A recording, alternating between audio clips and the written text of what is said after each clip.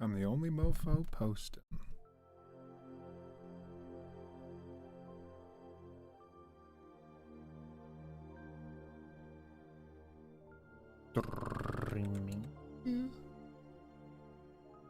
I post this stuff on Threads. People on Threads gonna beat me up. Are people on Threads bad people? I just simply don't know.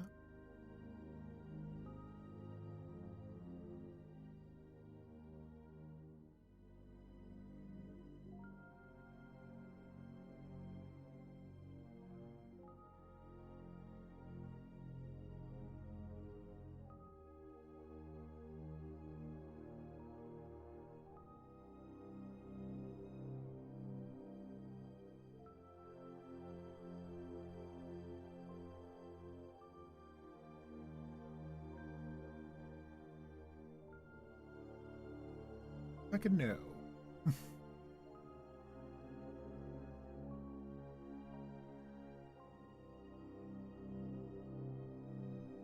I'll just like. Oh.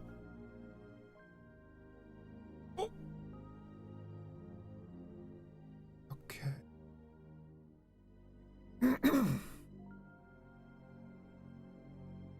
Would be fine. I guess I'll try Threads. Maybe Tumblr. I always want to cast a wide net when it comes to streaming.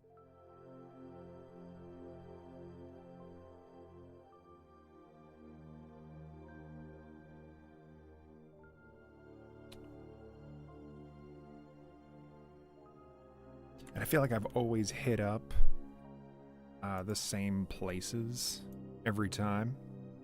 Also, I'm talking a little bit quietly because it's kind of early. Go fuck down. What? Okay. Okay.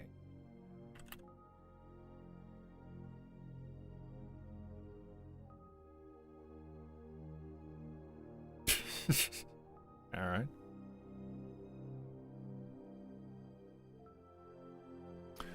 But yeah, I managed to figure out how to do multi-streaming without my bitrate going bananas. Everything's looking fine, honestly.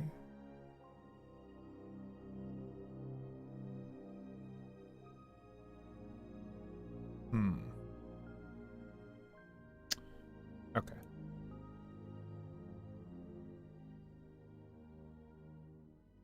Here. Let's take you. Lead you. Let's put you right there. Goo. Goo.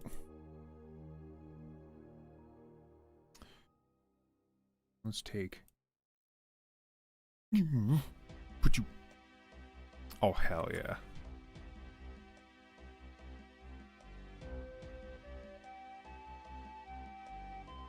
Also, is this coming in on the Twitch feed? Oh, there is. Oh, damn. And quality's perfectly fine as well. Great. Yeah, just as always,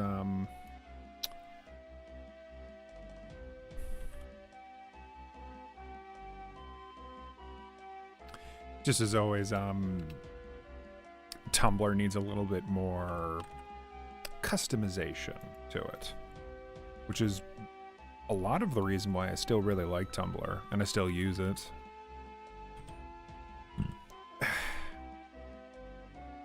But it does require like that little bit of extra effort to set up all the links and stuff. With something like Threads, I'm assuming I can just like drop the links in and it's fine. If I want a halfway decent looking post, gotta drop in both. But whatever, one of the links works. The link to what I want works.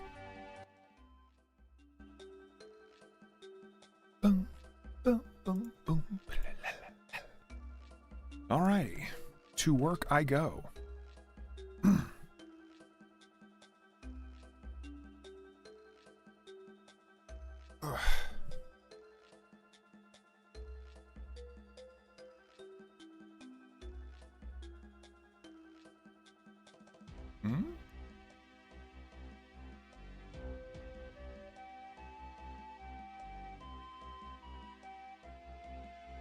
Oh, is it not picking up? Oh, whatever. Okay, so you're picking up Twitch and you're not picking up YouTube. Whatever, fine. I'll check both. Yeah, so, anyway, off to work I go.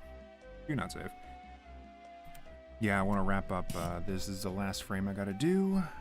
Turning everything to my clientele. Then we are right as rain. Which is ironic because I'm working for a company called Rainstorm Productions. Yeah, no, but, I'm...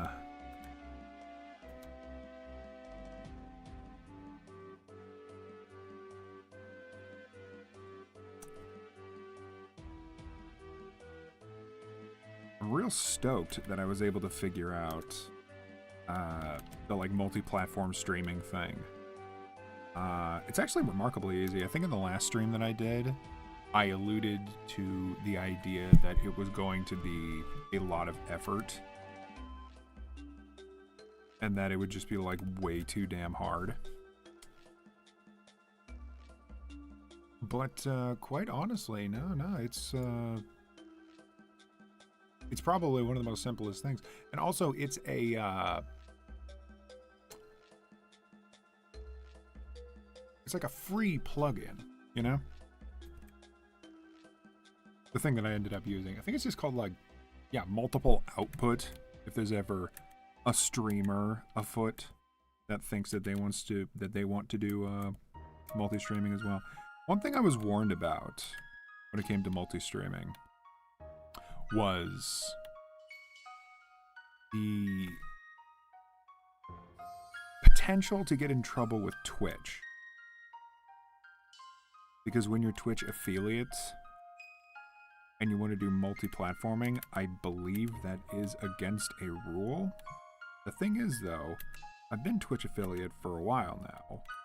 I get probably no views to one viewer every 5 streams or so. So I'm not remarkably active or successful on Twitch. But I am technically Twitch affiliate, so I guess the day I finally get in trouble is the day I start showing some sort of success on Twitch, which I only see as a good thing. Nah, but I've been multi-streaming for quite some time.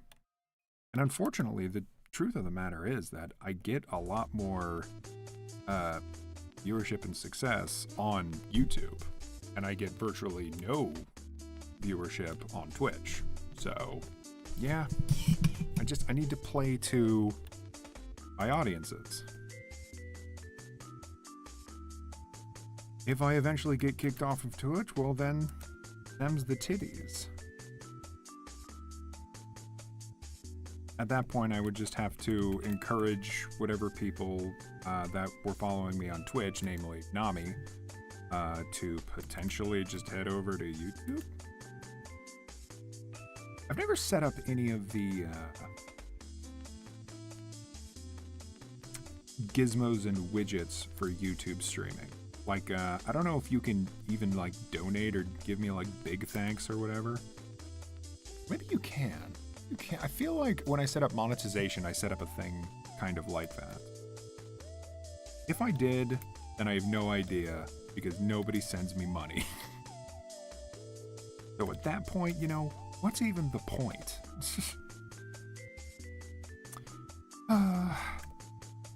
In any case, though. Gosh, you know what's been absolutely bumping lately was that One Piece Netflix series. To anybody that's watching this stream in the future, did you have much of an opinion on that new One Piece Netflix series? As a fan of One Piece, someone that's been like watching the show for a while, and a person that absolutely fucking hates that Cowboy Bebop live action thing, I'm kind of impressed. I'm impressed that they didn't fuck it up. The thing about it, though, keep in mind, is that any anime, or really any like animated anything that gets turned into live action, you're missing a lot in the translation. Because the fun of something like One Piece is that you're in a larger than life world. And that matters a lot to the experience. If you put that in live action, there's going to be a certain degree of fidelity to the experience that's just completely lost. And that is unfortunately still the case with the live action One Piece. But that being said, it was still fairly entertaining. I think when you put it in live action, it has to be a little bit more talky the whole time.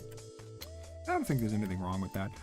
They have a couple like modern writing tropes that I severely dislike. One of the main characters, Nami. Ooh, thank you. One of the main characters, Nami, is written a lot more bitchy than she comes off in the anime. Like in the actual anime with Nami, she is sort of like a bratty type of person. She's always like trying to steal from people. If you were to give her a class, it would be thief, right? And oftentimes thieves are brats. That's usually the trope they're characterized under. But Nami, more often than not, tends to divert that. A lot of the time, she's actually remarkably happy and boisterous, maybe even bordering on somewhat of a hedonist. Usually when all the One Piece crew are going to like a different locale, Nami will be like wanting to sample all the food, like buying clothes from the area, getting all the gems and shit. Like she's always trying to, I mean, like a thief does. She's just like trying to pick up absolutely everything. So in that sense, it makes sense to Nami's character that they would kind of be a hedonist, that they would want to like pick up all the things, enjoy themselves, and genuinely be kind of happy about it. But the Nami in this one, it feels like it falls under a lot of badass female tropes where she's just like fucking angry all the time. She always has like a scowl on. And to be fair, they're in intensive situations. Luffy's probably the only one that's really happy about anything in the live action version. But that's one thing that I love about Luffy in the live action version, is that he is actually happy. He allows himself to be happy. So often in these live action things, when you're adapting something to live action, like people misinterpret that as, oh, we have to be moody. Like we're being realistic, and in real life everybody's pissed. But that's not it. When people are doing stuff in live action, they're not pissed. That's not like what they're getting at. What they're getting at is that their emotions are a little more subdued than that of anime or even animation.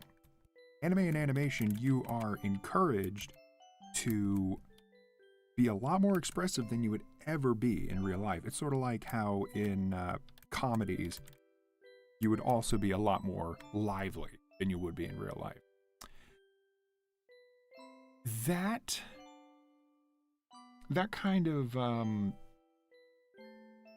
what's the word for it? Like, I don't know, that kind of like exuberance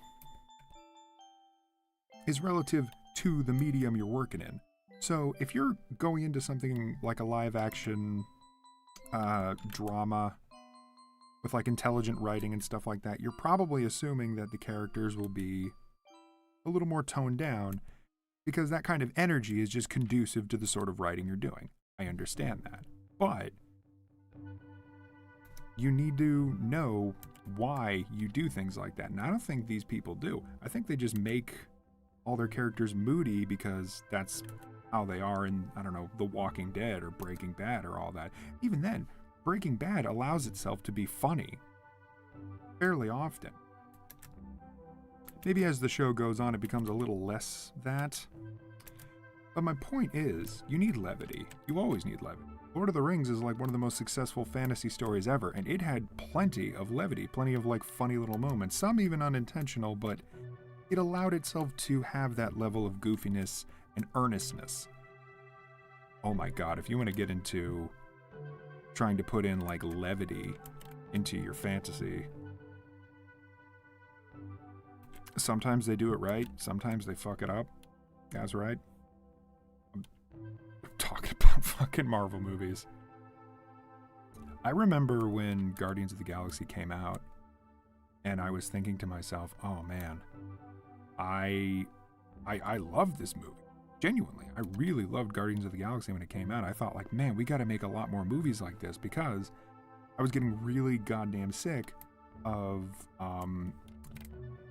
the way DC movies were being made, where they were like really, really moody and overly preachy about whatever message they were trying to send out. And I wanted something lively.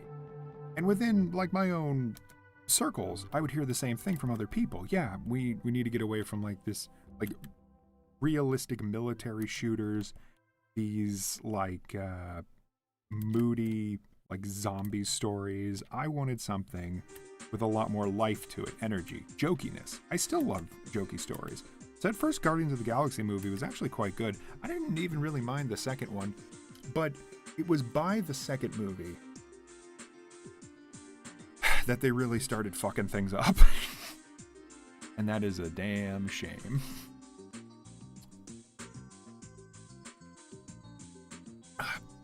Oh my god, I nearly forgot my coffee. How do I forget my coffee in the morning? It's sitting right next to me. Luckily it didn't get too cold. How's the quality of the stream? Alright, good. Yep, quality's maintained and everything. Wonderful. Need to figure out how to get like a little counter. Since leaving Restream, I've been having to rebuild some of the quality of life assets that Restream would give me. Restream would give me a chat. It'd give me a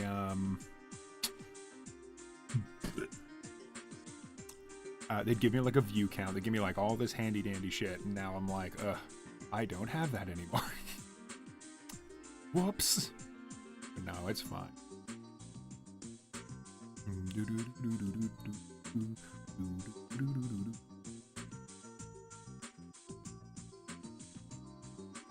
Signed in?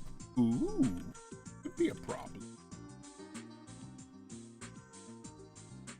You can see my screen.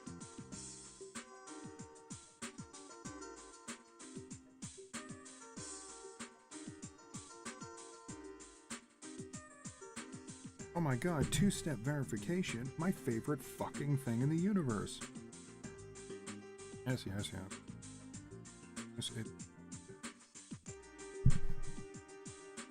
Hey, do you want to give us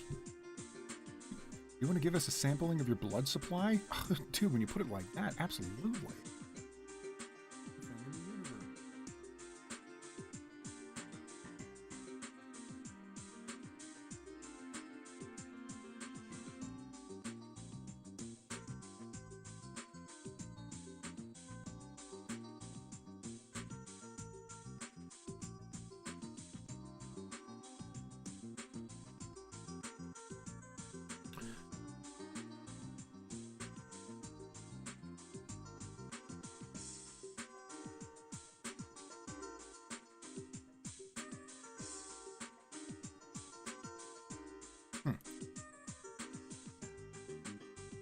Whatever.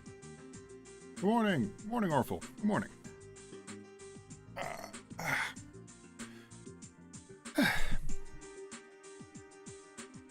Anyway, yes. So I got distracted there for a second. Doing some of my daily constitutions. But yes, Marvel movies, I'm sure you've already heard it a million times before, and if you haven't, then you really should. But yeah, Marvel movies have absolutely outstayed their welcome. They've been around for more than a decade, I'm pretty sure. Am I right about that? Yeah. Oh yeah, no, I'm totally right about that, because the first of the Marvel Cinematic Universe, that was like what, 2008 or some shit? Wow. It has been a long time. Well, shit. Yeah, no, I don't even remember a time where I was getting super hyped about watching every single movie. I will say, it was awful cool that they were able to make such a massive cinematic universe and engage people for so long, basically over a decade. That is a nice achievement. You should be proud of themselves. And there were some like great advancements in CGI technology. Those movies just started looking cooler and cooler over time. But yeah, I think the magic is all but fizzled up. We need to find another cool thing to hop on. And is that cool thing going to be DC? No. I think people are fucking sick of superhero movies now. I distinctively remember a time when superhero movies were on the decline and people did not like that. I remember a distinctive time during the era of Channel Awesome when dudes were talking about old superhero movies. Oh man, do you remember Captain Marvel? Or excuse me, do you remember Captain America? Do you remember Captain America? And how dog shit the first movie was? And I mean the first movie from like, I don't know, the 80s or 90s.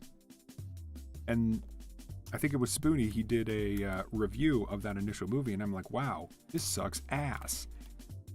There was a real desire for better movies for comic books. The only good comic book movies in like the 2000s was Batman and Spider-Man and X-Men. Batman, Spider-Man, X-Men. Right about that? So yeah, because then you would think of like, oh, Superman. Well, Superman Returns wasn't especially interesting. The Hulk is kind of neat and really artsy. Like, I appreciate the first Hulk movie that came out in 2004 or 5, I think. But yeah, it didn't strike a chord with general audiences, so it didn't really catch on. There were Superman movies from like the late 70s and early 80s that were generally pretty entertaining, though by today's standards would be considered a little hokey, a little cornball. I appreciate hokey and cornball, but those fall under like, oh, those are classics, you know? Nowadays, people are saying like, you know, oh, we want better superhero movies. We want them to get better. And I feel Marvel did just that. You know, they took what the audience wanted, they turned it into a massive multi-movie extravaganza that spanned over a decade, close to 2 decades, before they finally hit Endgame. And you know what? I think they nailed it with Endgame. I think everything was wrapped up with a nice little bow. There were lots of characters that were left in the dust. I remember people complaining that Black Widow kind of just fell off in the lamest way possible. And Gamora's arc had like a really unsatisfying ending. So I understand that. There's a lot to criticize about it, but I criticize it like you criticize a show, where you say, well, generally, I think they did a lot of correct things, but dropped the ball in lots of different places. I think it's valid to make those complaints up and down for sure. But overall, The Marvel Cinematic Universe did a decent job, but God, by the tail end, it was just like you could never take anything seriously. Everything had to be a motherfucking joke.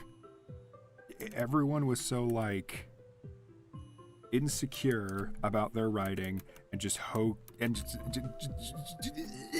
dropping fucking one-liners over and over and over again. Drop the fucking up the goddamn wall.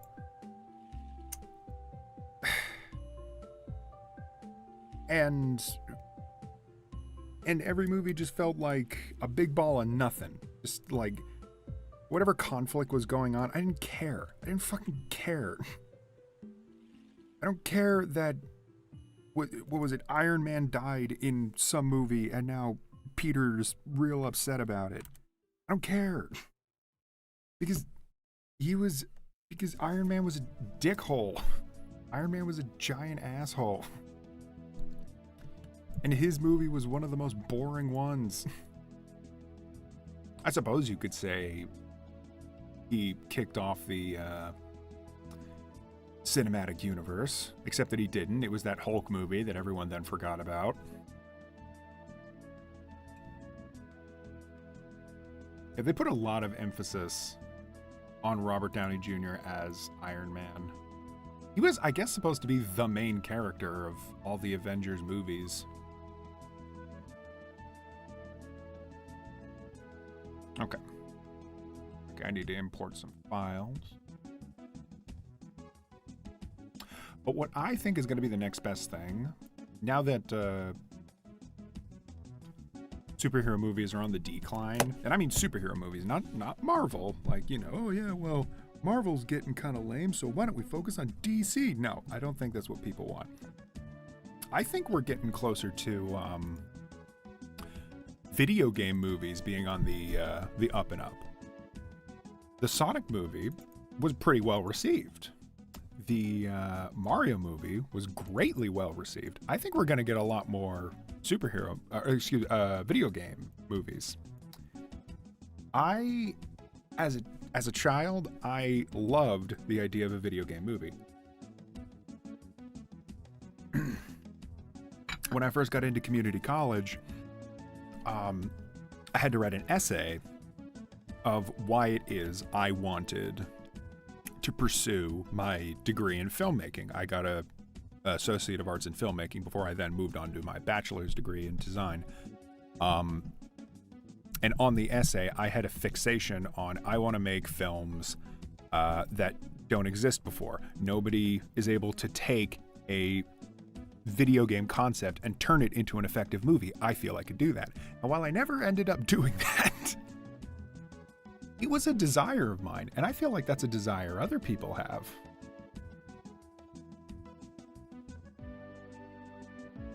And if people want it, people will make it. There's an audience for it, people will fund it. Because you can't spell fund without fun. And that's what I want to have, is fun.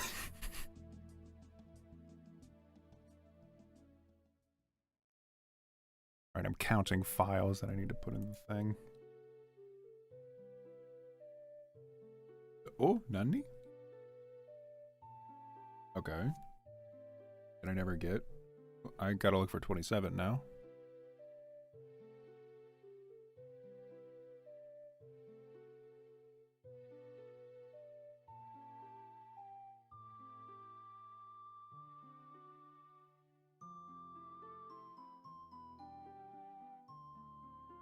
$24 is there. 25 is not. 23 is not.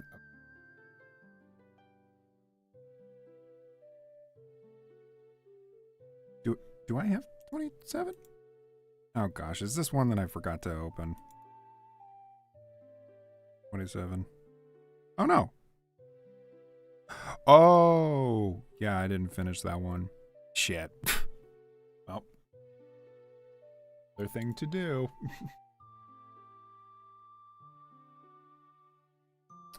Alright, 23. This song is fucking gorgeous.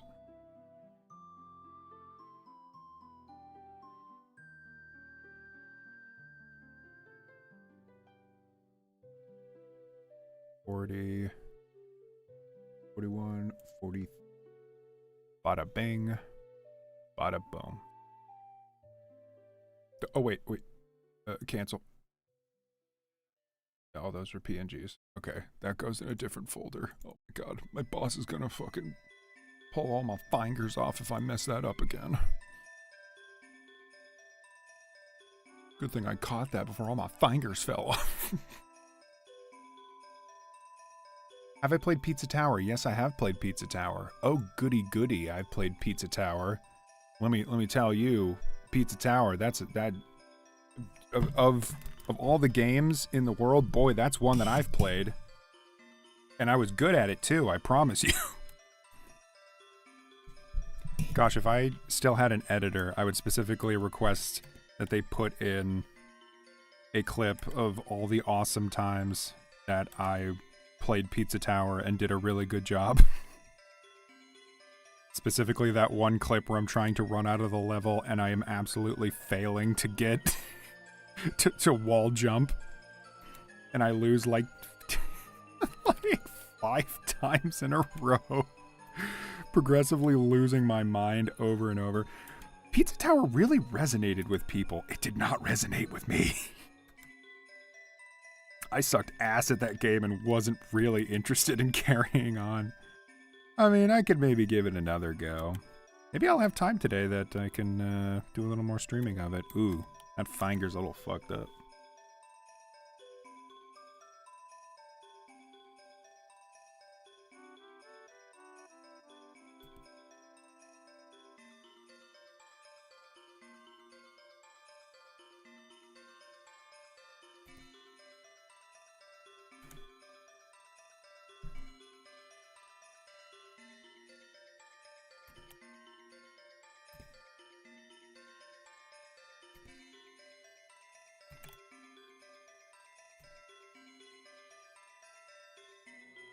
Let me tell you one thing Pizza Tower is, though. Pizza Tower is a really good-looking game. Looks freaking sick. It reminds me a lot of, like, 90s cartoons. Kind of reminds me of Ren and Stimpy a bit. It mostly reminds me of Ed, Edd n Eddy, which, come to think of it, is not a 90s cartoon. But, you know, I could pretend. There was even a joke in one of my videos, was that I insisted it was a cartoon from the 90s and then specifically pulled up the Wikipedia page to show that it, like, at best came out in 1999, but then ran for the majority of the early 2000s. Yeah, I can't, in good conscience, call myself a 90s kid, because I just didn't, I did not grow up with any, true 90s stuff. I didn't play on the Super Nintendo. I didn't watch, like, Goof Troop or whatever. Nintendo Direct is finished. You a Paper Mario? Yes. Sorry, my booby just deleted this babe. What about Paper Mario? Should I be looking something up right now? Jay Bulett?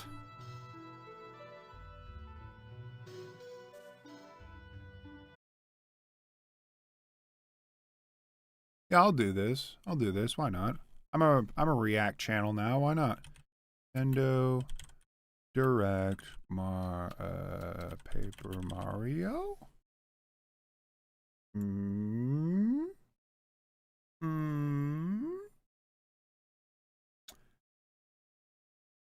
Boop. Boopity whoopty scoop poop. I think I already see what I'm looking at. Oh no. Uh-oh.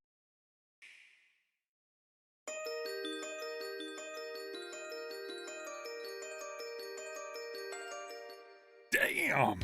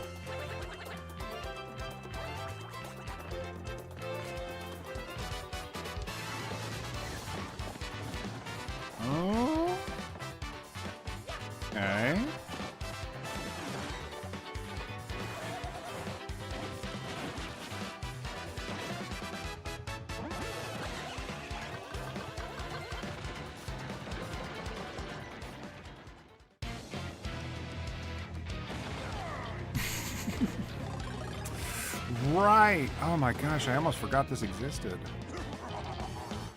Yeah, you sure did. That's where they end the scene. Oh, hi, Christopher Dark.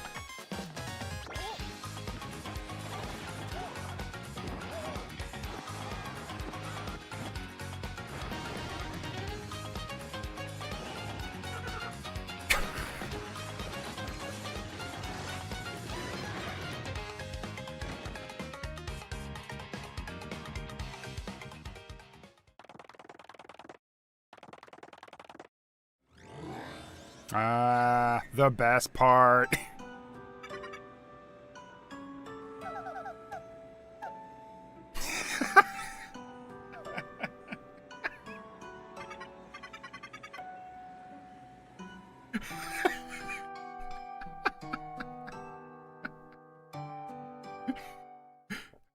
Yeah, that's the funniest part of the, of the whole thing.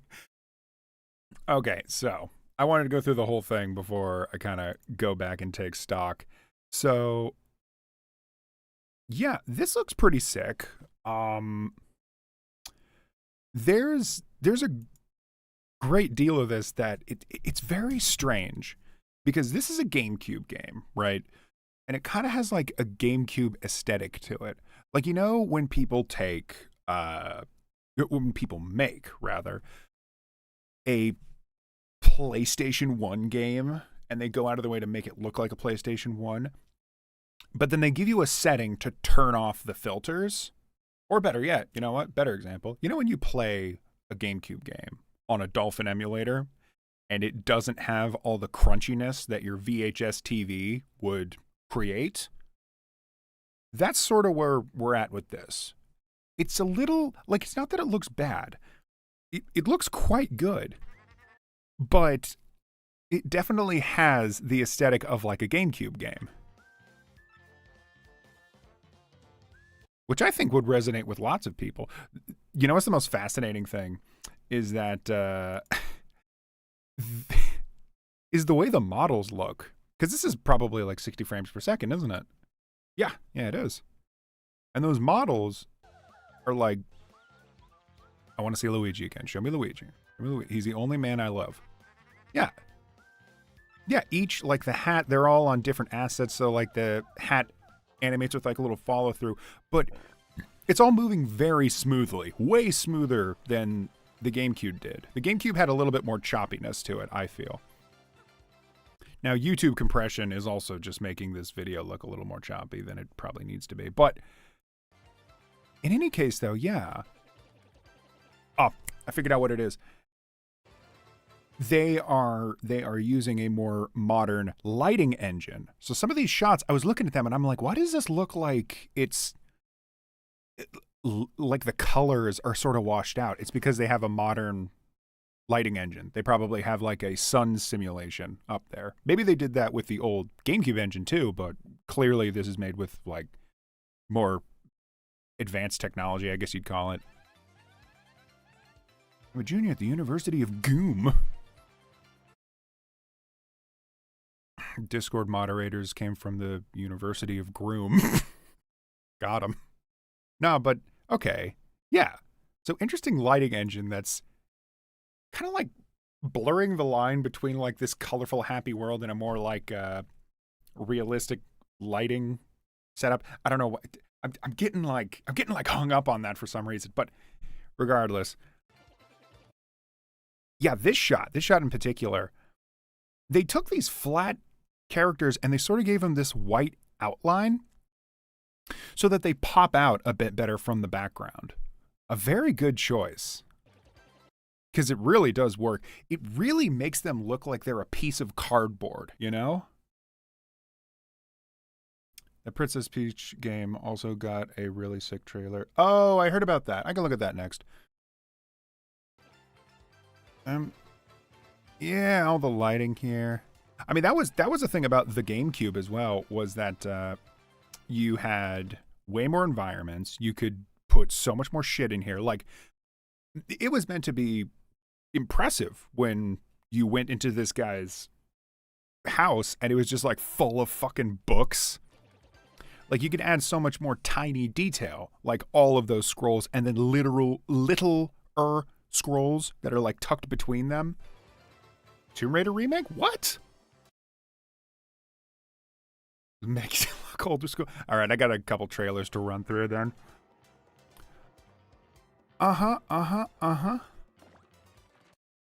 Yeah, this was my favorite area, was the wrestling area. I loved that. I was so invested in it.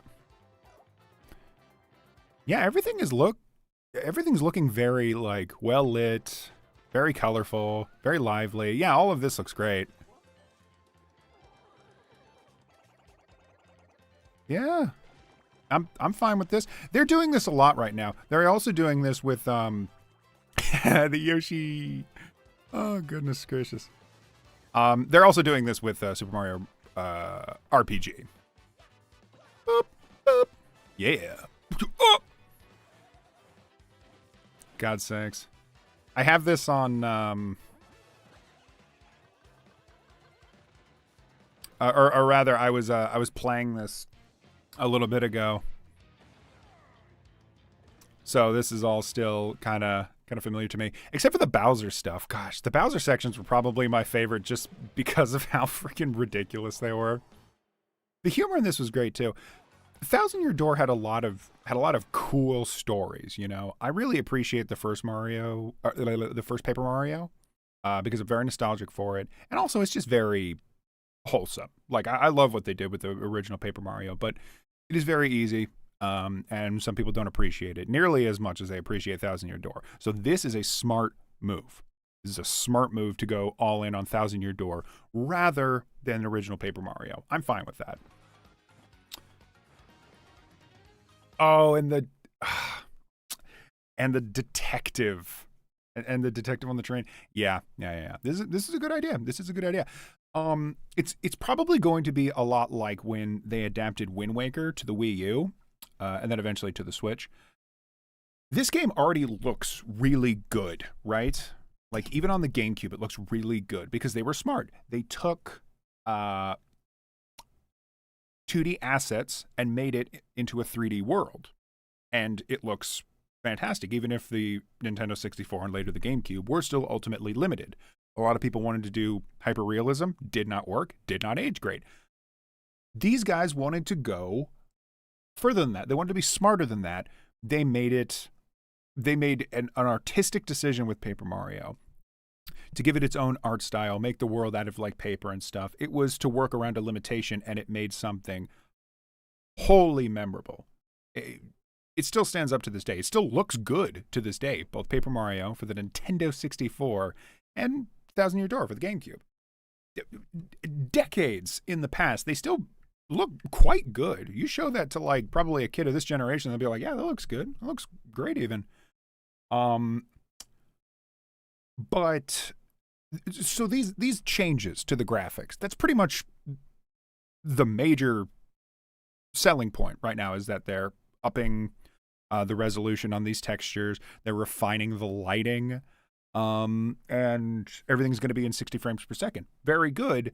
But I'm just going to say this, that is like a very small difference. I think what people mostly are going to enjoy is being able to play this on a Switch.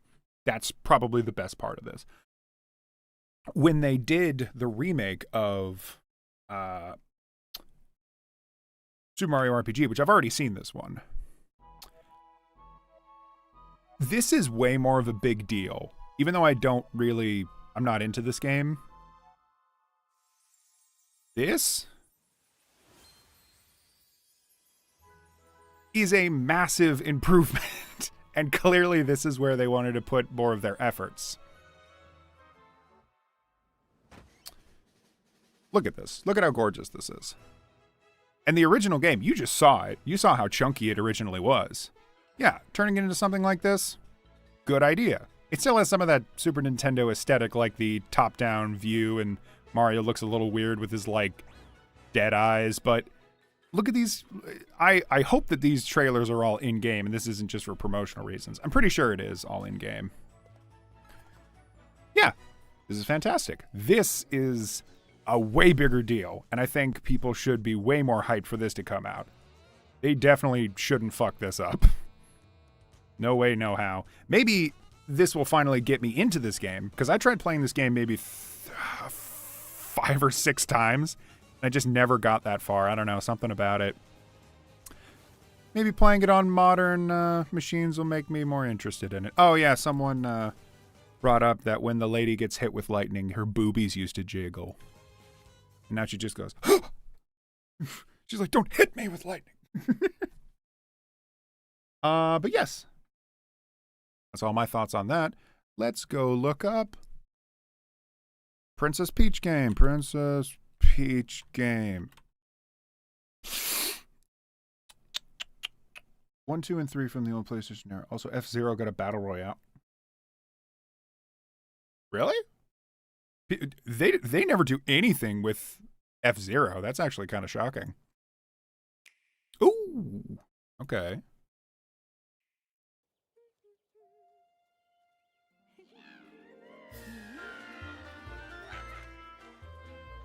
One day, a loyal toad presented a flyer advertising a show at the Sparkle Theater. Princess Peach and some toads went to go see it, but then... The Wicked Grape and the Sour Bunch suddenly made their grand entrance and took center stage. Now, it's up to Peach and the theater's guardian Stella to save the play and the day. This perfect performance has become a terrible tragedy. Luckily, Peach can use the power of Stella's ribbon to face off against the Sour Bunch.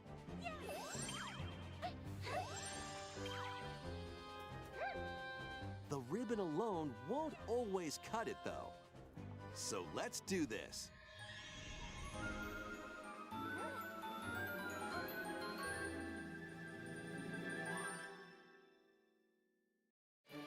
Whoa! Peach transformed into Sword Fighter Peach. Oh, fuck yeah. By transforming, she can use fantastic show-stopping abilities. Wait. Fend off the Sour Bunch with sensational swordplay.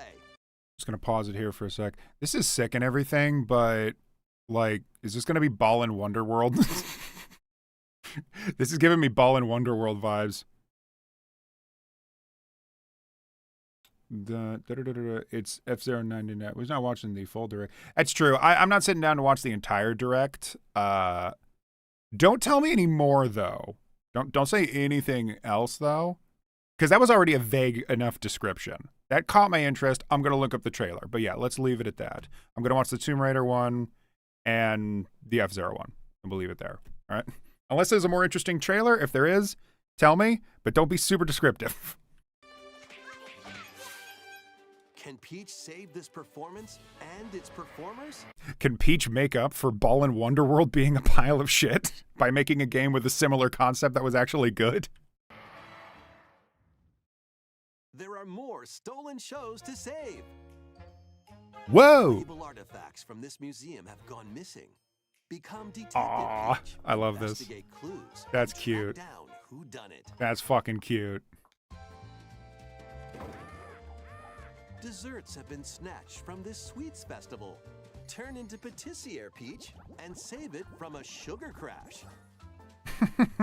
The Sour Bunch got their hands on this martial arts school. Become Kung Fu Peach and take it back from these foul fiends.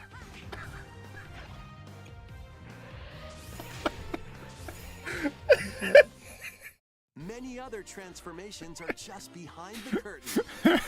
The stage is... There's no limit to what Peach can become. Kung Fu Peach? Detective Peachachu? I just want her to become a giant kaiju by the end of the game. Just get in a huge, like, Godzilla costume and start stomping on buildings. A luchador Peach. A sumo wrestler Peach. Set. Our leading lady is ready for the spotlight. Also, guys, the Kung Fu Peach is not racist because it was the Japanese that made this game. I guess. Princess Peach, showtime. Yeah, okay. This seems cool. Nintendo Switch, March 22nd. Okay, so I did a little pausing already, but I just want to go back and go through this a little more. So Face off against the I already like the stage aesthetic. All right, it doesn't seem like this is especially half-assed. They have a clear idea in mind, and I like that. I like that they have a nice aesthetic going on here. Sour Bunch. Peach turning into different outfits also goes along with the like stage aesthetic. I dig that. Already very reminiscent of like Mario Odyssey, where you would get into different well, you would possess people's minds. That was a little different, but in the case of Peach, she's like wearing different outfits. I've never saw Peach as like a costumey person, but I mean, whatever. She's never really had a game besides the GBA one that no one really liked, so why not? She's very malleable. The Sour Bunch with sensational swordplay. I'm already thinking of this as similar to Captain Toad. You guys remember Captain Toad? In the sense that this is going to be a level to level, probably course completion type of game that's very game focused. There isn't going to be like any kind of story or anything, and there isn't going to be like the gravitas that was seen in games like Mario Galaxy, for example, where you start out the game and like the whole kingdom is being like attacked with like, you know, fireballs from the sky and stuff like that. This seems like there is sure an antagonist and a conflict and stuff, but it's a little bit more like it's probably going to be a bit like more simplified.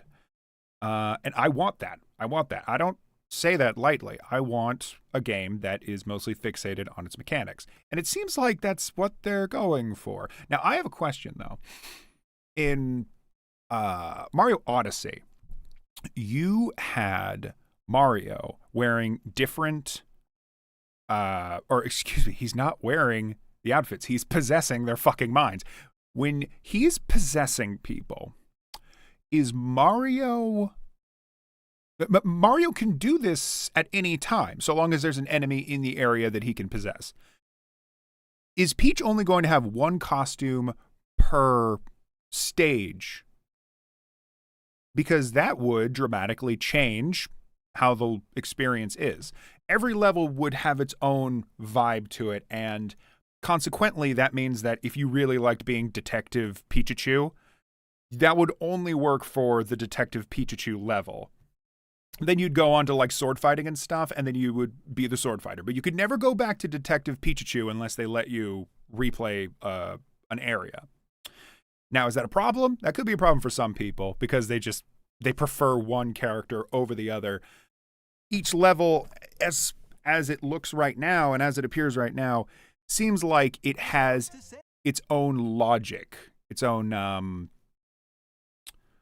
like aesthetic conflict, etc., etc. And if that's the case, I'm all over it. Also, I like this Mario Party ass like mini game looking thing. This looks like it'd be lots of fun. I dig this. I mean, I've been saying for years I feel like Peach should have like a halfway decent game, quite honestly.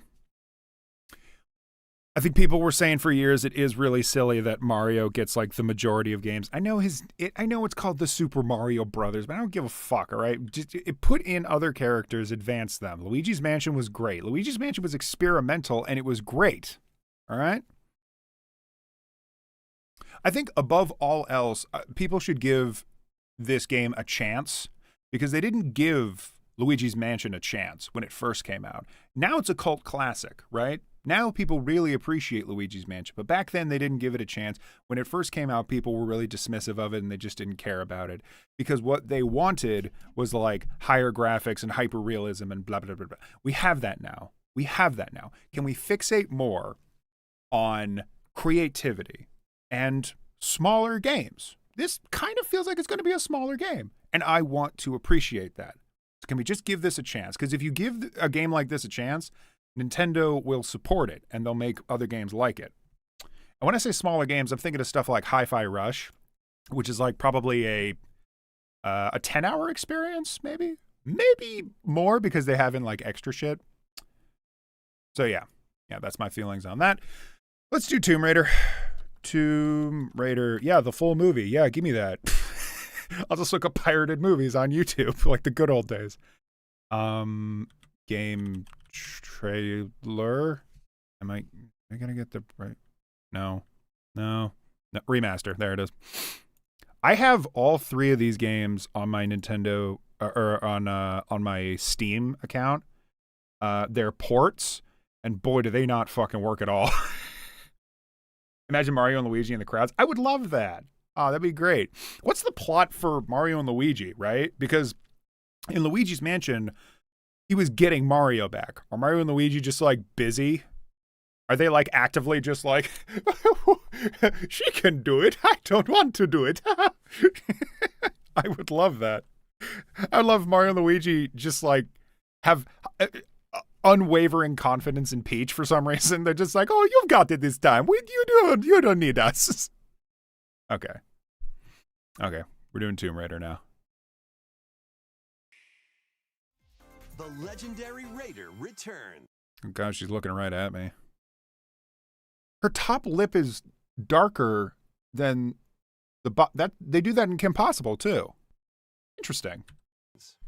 Sorry, that just stood out to me all of a sudden. The first 3 Tomb Raider games, all with upgraded visuals, are venturing onto Nintendo Switch in one daring collection.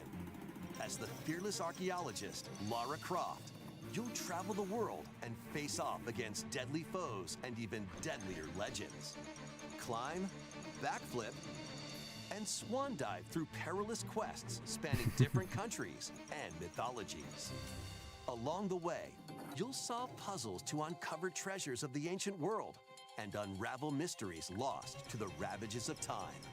This faithfully remastered trilogy comes with all of the expansions and secret levels for each game.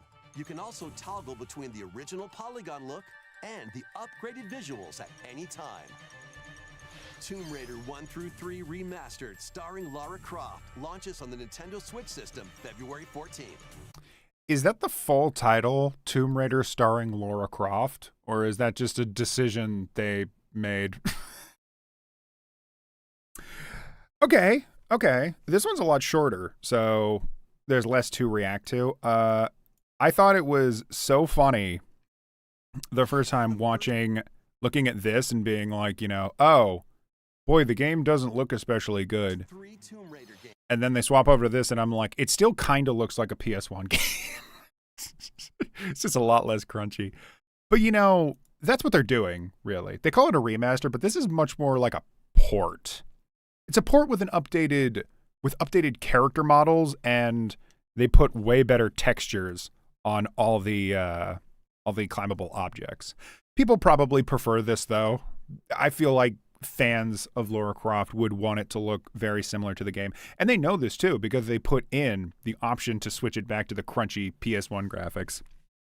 That's nice. That's very nice that they put that in, and they make it like easy to do. You don't need to, I assume you don't need to start the entire level over if you want to turn on the crunchy graphics. With upgraded visuals are venturing onto Nintendo Switch. Yeah, okay. Doesn't look half bad. It looks like an old game still, but that's fine. How expensive is this going to be, though? Because I'm just saying, I have this game already. I have all 3 of them on Steam, and they don't run amazing. I mean, maybe this one will run better. In one daring collection. 1, 2, and 3. Which one's your favorite Tomb Raider out of all of them? The consensus I've often heard is that, like, 1 is kind of a classic, but it's a little jacked, and 2 and 3 are much better. What did Caddy say? I remember Cat Icarus's reviews of the Tomb Raider games. I think he said 2 was his favorite out of all of them.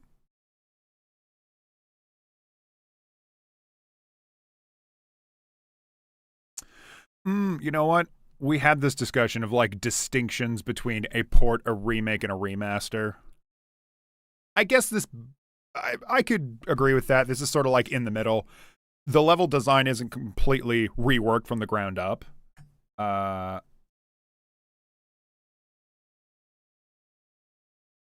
The remaster and remake kind of have some overlap. I don't know. I don't fucking care. The point is, it's definitely not just a port. It's on some level being reworked from the ground up. Maybe they have the source code that they're working with, but they've upped the graphics. They've upped quite a lot of stuff. It looks pretty good. Oh, okay. So this would be your first experience around it. Okay. Oh, also, Chris, I did see what you said, playing Mario Party with Bowser. I hope so. I hope that's the end of the Peach game, is that Peach solves all these conflicts and then goes home to see, like, Mario, Luigi, Toad, and Bowser all just, like, sitting around a TV playing Mario Party. That even seems like a joke they would do. They should do that. Yeah. Okay. As the fearless archaeologist, Lara Croft. God, like, I wonder if bitter, withering, dying original PlayStation 1 fans, much like myself, are all breaking their hips over the fact that a PlayStation Classic trilogy is now available on a Nintendo console and not on a PlayStation console. Did the PlayStation ever port these games? Like these older games? I personally never played them. When I saw it, I thought of people from my past when I saw this remaster. Aw, well, that was very nice. Yeah, I originally played Tomb Raider 1 on my dad's computer way back in the day. I thought it was pretty sick. I mostly played the training section. I never really played the game in earnest. What about the Nintendo channel? Do they just have all this stuff like broken up? Oh, dude, Among Us. Fuck yeah, I'm not gonna watch that. Oh, dude, Song of Nunu. What is this? That look sort of neat. Luigi's Mansion 2. This is a good idea. Should I watch that one? Probably. I'm going through a lot of nostalgia stuff right now.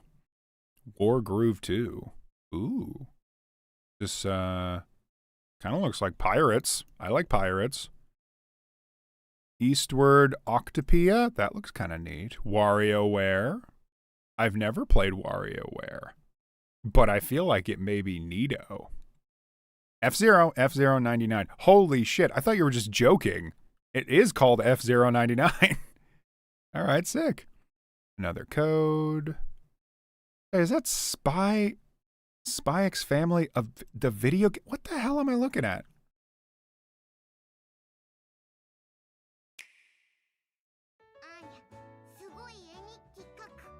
Anya Forger has a new assignment from school. Nandesho. Photo diary. On weekdays, you'll head to coming right for me. I'm sorry. So this is like a then enjoy family time in the evenings. Looks pretty good. Days off, you can visit all sorts of exciting places, like the beach or an art museum, in search of subjects to photograph. How will you spend your time with friends and family? And what kind of photo diary will you help Anya make? Spy Anya. Aren't these two like murderers? Is that ever a part of the game? Stream ending any moment now, isn't it? No. I was just taking a break from work. Because people were telling me all about this Nintendo Direct that I missed. Yeah, no, I'll probably be working for another hour or so. It's just that it's Spy X Family like stood out to me. I've never really watched that show. Somebody, Love told me to watch it a while ago, and I never really invested the time. Anyway, F-Zero.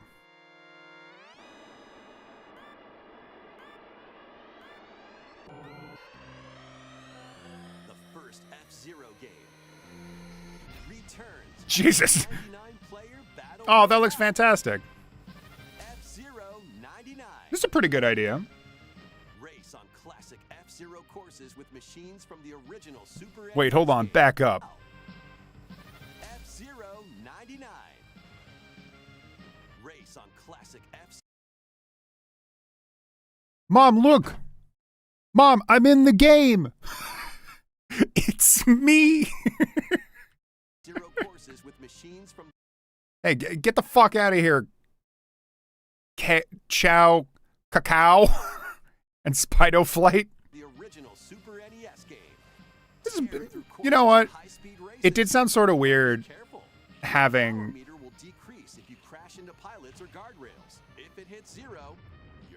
It did sound sort of weird having this be like a battle royale type deal. But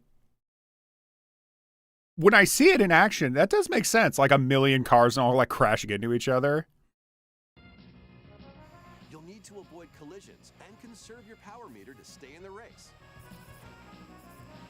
Feeling risky? Spend some of your power meter for a temporary speed boost. You like to take a risk? Snort a little bit of you-know-what before the race. Super sparks, which appear when machines Snort some super sparks before the race. Special path called the Skyway. It's your best chance at bypassing your rivals. I'm sorry, what the fuck is that? How many people are gonna abuse that shit? Complete goals while you're racing to unlock cosmetic. Okay, this is pretty sick. I like this.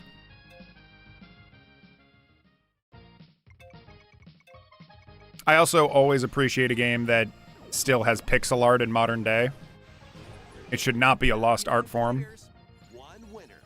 It's time to race your way to first place. Ooh. Because F-Zero 99 will be available exclusively for active Nintendo Switch Online members later today.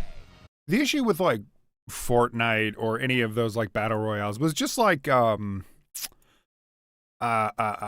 overabundance, quite honestly. The concept of a battle royale is not a bad idea in execution. There's a reason that Fortnite did as well as it did. It's because as a game mechanic, it is quite fun. Tetris 99, I did a little bit of that. That's a fun game. Conceptually, this sounds like a fun game. So I'm fine with this. Why the hell is the dislike so like back and forth? Motherfucker, I have the plugin that shows me the dislikes. Not everybody can see these dislikes. Damn. Kind of contentious. Can you guys see that? Plenty of pixel art survival horror games. Any you want to name drop that I might want to look up later? Hopefully they'll make a true F-Zero C. Oh, I see. I see why they're angry. Yeah. I mean, look. I still think this is a good idea for a battle royale concept. If this paves the way for a GX remaster, ooh, we may be looking. We may be gazing too much at the stars on that one, but gosh, if that happened, that would make a lot of people very happy. Truly a Nintendo moment. This is either going to be really fun or really terrible. This is truly the most monkey paw Nintendo Direct of all time. People are not quite vibing with it the same way I was. Can't wait to see this go offline next year. Oh, is that a thing? Did they set up? Did they set up concepts that they ultimately dropped? Not exactly what I was anticipating. F-Zero fans have been waiting so long to finally get a game. As someone who enjoyed the original F-Zero, I see this as a win, but it's good to see that Nintendo is acknowledging F-Zero. Maybe we might see a new game. Yeah, okay, this was the biggest heartbreaker. Wanted to stop watching after years of patience was met with a massive slap in the face. Okay, I'm starting to think that this is not only because there's no F-Zero game, but because people really hate battle royales. Pac-Man 99 apparently went offline. I didn't even know Pac-Man 99 was a thing, so that's probably why it went offline. Battle royales, people are very sick of battle royales. I understand that. But again, conceptually, as a gameplay mechanic, as a genre, you can make it work. I really love roguelikes as a game, but there's a lot of terrible roguelikes out there because they just kept making them. They were so ubiquitous. They would flood the market with all this crap. And that doesn't mean that Hades is a bad game conceptually. Now, this is different. You're taking a pre-existing game and you're giving it a battle royale. That's what they did with lots of properties to try and reignite them and make them, you know, way more interesting without having to put in the effort of making a brand new game. Now, I understand why that's insulting, for sure. I think these guys are right to be insulted. And you should complain about this stuff. The reason they're not making an F-Zero remaster or remake or whatever is that there's not, and this is going to sound crazy to F-Zero fans, there's not enough complaining about F-Zero getting a remake. Like, there was a lot of complaining about Metroid, so much so that it finally cut through the public conversation, and then it got itself those ports that just showed up out of nowhere, and now you can play Metroid Prime was what I was thinking of. Now you can play Metroid Prime on the Switch. I think Metroid Prime 1 and 2. I don't think they did 3 quite yet. Yeah, I understand that F-Zero fans want to see like a GX remaster or, God forbid, a sequel. But you just need to complain more. You just need to protest more. You need to get out there and you need to make lots of complaints. And you know what? I've now convinced myself that this dislike ratio, that's a good sign. That means that this matters to F-Zero fans a lot. If they really, really care about this, you do dislike this. Because to them, this is not enough. To me, I think this is enough. I look at Metroid, I look at F-Zero 99 and I'm like, yeah, okay, that sounds kind of neat as a concept. But if you're a big fan, that's not good enough. You want a game. You want a full fucking game, or you want like a remaster of some of the classics. If that's what you want, that's what you complain about. And if you complain enough, you'll eventually get it. Because you will finally touch someone that works in the industry, and then they will pitch it. If it doesn't work, they'll pitch it again. Keep that up. Eventually it'll work. Protesting is not, it's not a one-day event. It's a marathon that you run over and over until it works. So, okay, that's my thing on F-Zero. What we have here is federal force situation where people didn't get exactly what they wanted and are complaining about it. Yeah. I mean, if they really want it, go ahead, keep complaining about it. F-Zero is a classic. I can't deny that. I understand that they want better than this. You know what I fucking want is a Donkey Kong 64 port onto a modern console with modern day quality of life assets in there, like being able to change the Kongs on the spot. That's what I want, but nobody cares about what I want because everybody hates Donkey Kong 64. You know what, guys? F-Zero fans, keep up the hype. Keep up the hype. You guys keep hustling, all right? Taking my heart in roguelike scenes. Getting a Terraria collaboration. Oh, Dead Cells. Dead Cells is a massive classic if we're talking about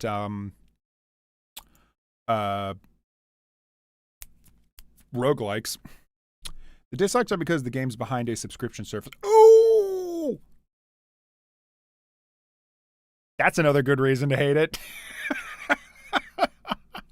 Ooh. Oops.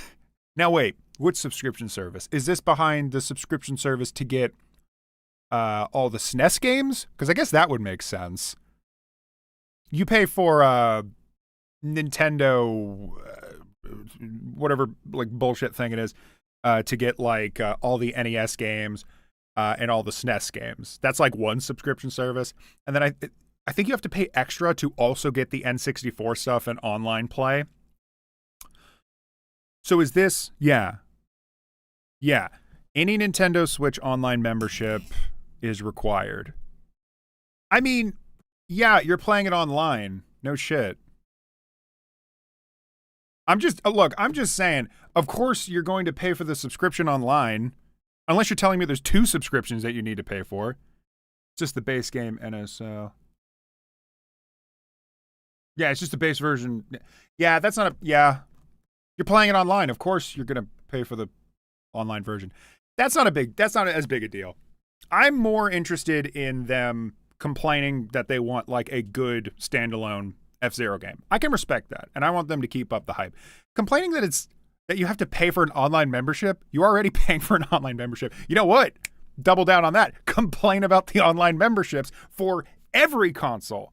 Nintendo, Xbox, PlayStation. You remember when PlayStation gave you free online?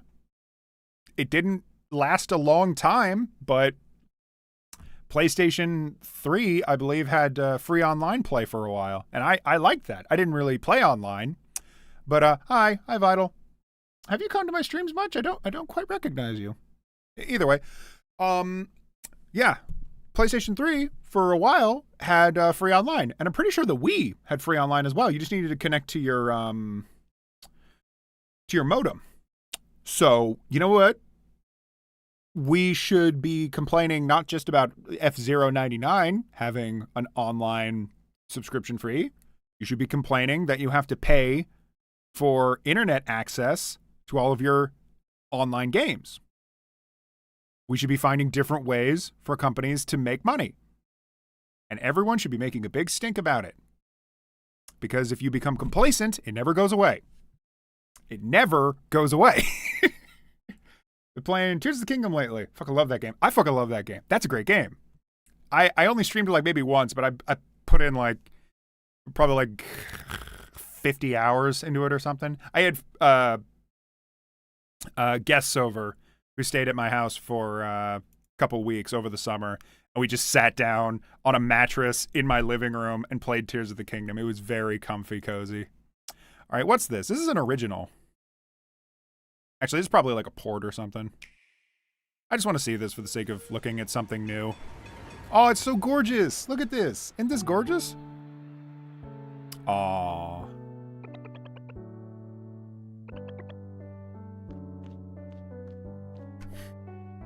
Chucklefish, more like chuckle fox.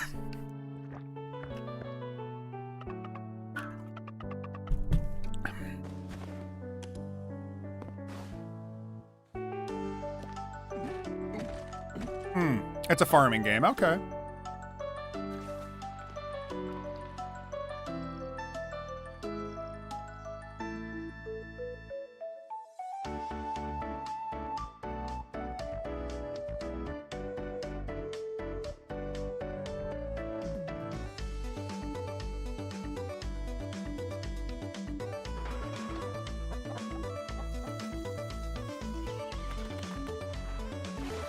Ooh.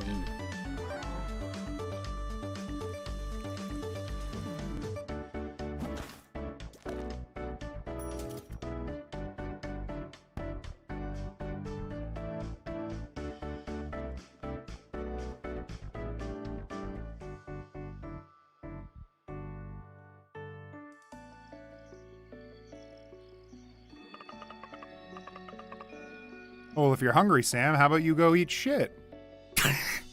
No, this looks adorable. I love this. I love this. I'm worried, though, that it's not going to be very content-rich. Oh, DLC announcement? Ooh. Hi, Hank. How many people are watching right now? Oh, God's sakes. Oh, I probably shouldn't show that. Just revealing all of my videos. I mean, it's not like there's anything there. It's just all my previous live streams, but whatever. How many people are watching? Is this because I'm going through Nintendo Direct right now? Probably. Gotta go all the way over here. Okay, 3 people. Hi, 3 people. 3 people and Jay Bewlett are watching. Yeah. Okay, so let's see. Octopia, and also, yes, Wub, I did see Evil Tonight, Dead of Darkness, Tenebrous, Somnia. First one's already out. Ooh. You know what? I will save this image for later with Iazo. All right, pretty sick. Peanut Butter Gamer, would you fuck off already? I was watching you earlier. I'll give this a big old like. How many views did it get? 4,000? Yep, that checks out. How many views did Wave Groove get? About 3,000. Okay, how much did Luigi's Mansion get? 23,000. Okay, cool. That checks out. Splatoon 3 DLC, if you care. I do not. So I will watch this instead. I'm sorry. I don't really play Splatoon. Look at how fucking old I am. Look at how fucking bald I am. Of course I don't play Splatoon. I'm sorry. This looks pretty great though. Aw, it's so fun. The music was always really great in Luigi's Mansion games. I did play this. I played like probably 1/4 of it. Luigi's Mansion 2 HD. Yay. Welcome to Evershade Valley, a place that's screaming and teeming with the supernatural. Luigi, our faint of heart hero, was sent here to check it out. Time for some mansion mayhem. Luigi's Mansion 3 was actually quite good. No spooky adventure is complete without this vacuum-like device, the Poltergust. Use it to light up dark areas, vacuum up objects, and interact with the environment. Yeah, they Your paranormal esque. they added in a lot more like extra shit as the games went on, like pulling on objects. You actually had to like hold down the A button and stuff. They gave you more on-screen instruction. The original Luigi's Mansion, you were kind of feeling around in the dark. It wasn't always obvious what you had to do. Plus, when you spot a ghost, pop! You can stun them with the strobe bulb. They also put in the whole like, oh, lighting up the light and then boom thing so that spraying the light on a ghost felt a little more like a direct action. In the original Luigi's Mansion, it was more like if the ghost ends up in your flashlight's view, but even then, in like 1 second, they can then disappear. They don't stay in the light forever. I'm more used to Luigi's Mansion 1's logic of the flashlight, but I'll totally admit this one is a lot more sensible. Then vacuum them up. You can even grab multiple ghosts at once. Maybe I should give this another chance. I want to try it again on my 3DS, though. Playing it with... You'll find ghosts haunting. Let me say one thing, though. About the 3DS, it is so important to a whole generation. Y'all love it. Y'all played like Kid Icarus Uprising and then got like super horny for Palutena. I get it, all right? It's very meaningful to your childhood. That thing fucking sucks to control, though. It is a piece of shit to control. I hate holding the 3DS and navigating my fingers around it. My hands. Look at how fucking huge my hands are. That shit is gonna get so exhausting after a while. So playing this with like a pro controller will feel so much better. So much better. I was at a call during the direct on another server. The first shot of the house in the trailer made one guy think it was going to be fucking Hello Neighbor. He left a sigh of relief when he saw Luigi. Hello Neighbor.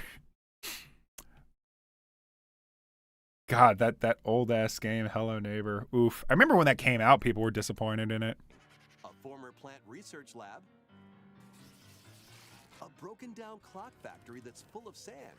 A mine covered in ice and snow. God, there was a lot of cool stuff that I just never got around to seeing. These troublemakers will use every trick in the book I got to this game walk to you review it, and I just didn't follow through with it. Luigi summon his courage and save the day?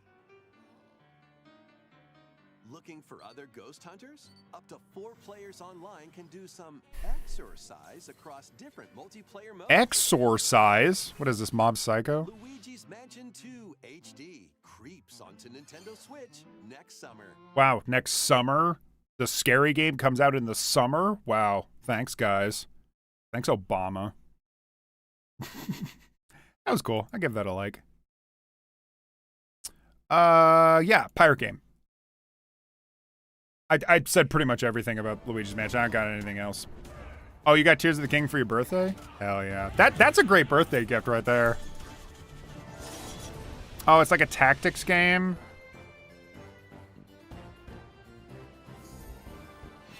At least it looks like it looks like a tactics game. I don't know. These kinds of games are never my flavor.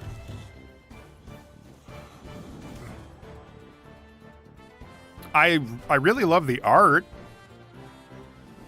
I don't know. I just don't know if I have like the money to invest in something I'm not certain I'm gonna love.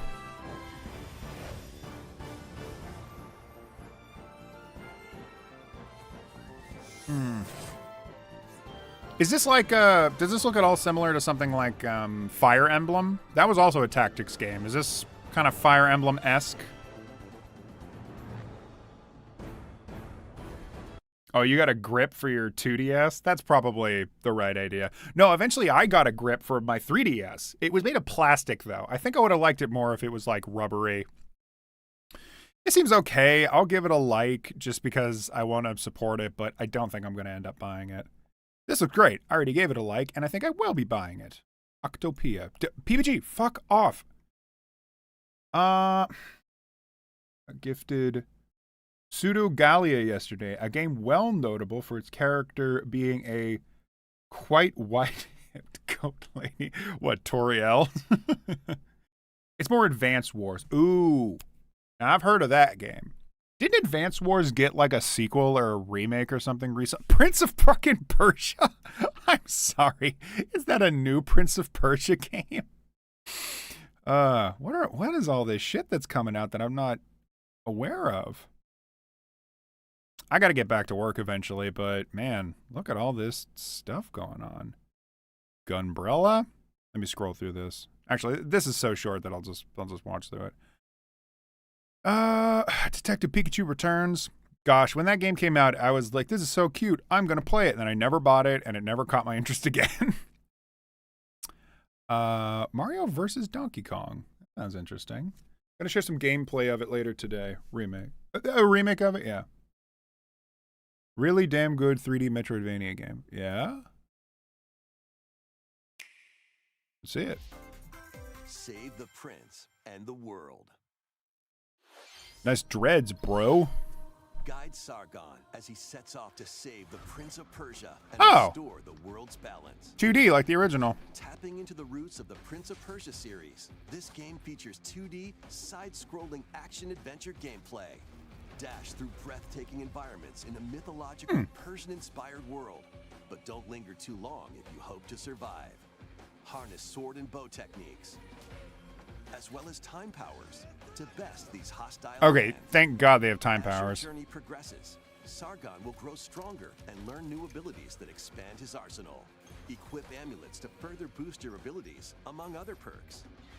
The number of amulets you can equip is limited, though, so choose wisely.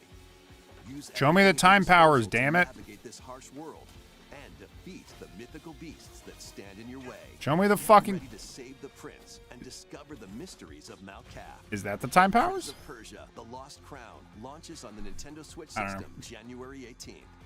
You can receive... Do they have time powers like Sands of Time? Prince of Persia Sands of Time? That seemed neat enough. Kind of interesting. I'm kind of speed running through some of these that I don't have a lot to say about it. If that Prince of Persia game has time powers, then I'm probably interested in it. Otherwise, there's a lot of Metroidvania games out there that I'm very about. Like even, what's that one game? Blasphemous? Blasphemy. Blasphemy is a very good looking game, not an especially like engaging game to play. I don't know. 1,000 years ago. Now this. Superstition in the sword. It was a time of darkness. Oh. It was the age of gargoyles. Frozen in stone by a magic spell for 1,000 years. Now the spell is broken, and we live again. Oh, okay, thank God. That's where I thought this was going. I'm like, this footage looks way too crunchy. Are you sure? Okay, it's a modern remake. All right, this still doesn't look super great. Oh, bye, Chris. See ya. Blasphemous 2 someday. Love the first one. Yeah, I don't know. Like, it has its fans, and it looks gorgeous. So I totally get people's interest in it. I don't know. To me, as a game, I wasn't super engaged with it. Now, yeah, this game looks pretty cool. I don't know if it still looks great, though. Oh, they have instant replay? Never mind, it's great. It's perfect in every way. Nah, you know what? This does look good. Yeah, it looks good. It's that, like, the animation sort of limited that it makes me think of, like, Flash games I used to play on Cartoon Network, but... Stone by day, warriors by night. This is cool. This is cool. I'm appreciating all these ports. We are gargoyles. We are Giggle Warriors.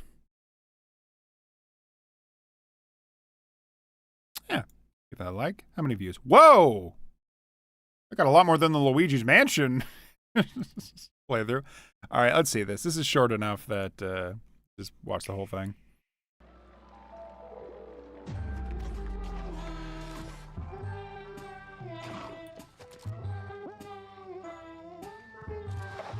Whoa!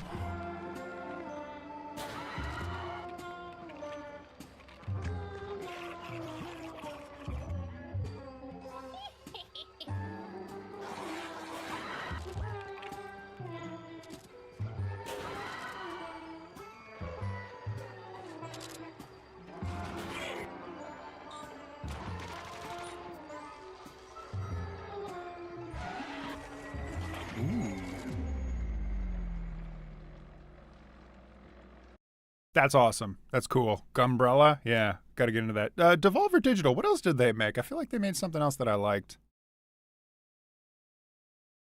Yeah, a game. Gumbrella is the type of game that I really like, where you have like kind of cutesy, chibi characters fighting horrifying, detailed monsters. Yeah, I didn't even realize the Gargoyles was a remaster at first. Yeah, go get it. I'm sure a remaster like that, I'm sure, is not going to run you $70. They're probably going to sell that on the cheap, 20 or 30 maybe. I'd recommend it. The toys are back in town. Me staring at my water bottle. Me staring at my thumb before I suck it. Donkey Kong. Mario. Uh-huh. The rivalry that heated up on the Game Boy Advance system reignites on the Nintendo Switch system. Okay. With his eyes on the prize, Donkey Kong has stolen all the mini Mario toys from the factory. Okay, so this Up to Mario is to track pre-existing. him down. In each stage, contraptions and other challenges await. I'm fine with this. Observation and action are vital to your success. Mario needs to reach the key, but he can't quite cross the gap. That monkey's tail looks a little suspicious. Well, don't tell me how to solve the puzzle. If Mario does this, now he can get across and safely grab the key. Yeah, again, I am one of just a few adults that genuinely did like Captain Toad. And this has given me some real Captain Toad vibes. I think I could get into this. Platform too high? Reach it with a handstand jump or a backflip, like that. Observe and act to collect mini Marios. Clear Observe spaces, my and ass. face Donkey Kong head on. In this updated version of the game, What did it look like before? in local co-op. Yeah, like this is a ground up remake for sure. Your way through. It's up to you to recover the toys. Was it made on the Game Boy Advanced? What did it look like on there? Donkey Kong launches on Nintendo Switch February 16th. Pre-order Game Boy your Advance games then, today yeah. on Nintendo eShop. Yeah, I'm down with that. It's pretty sick.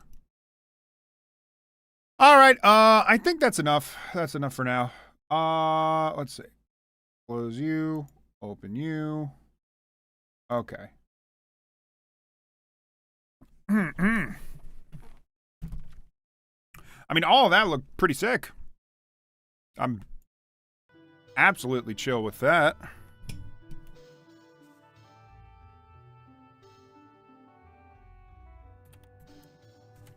Oh. Need to text a family member.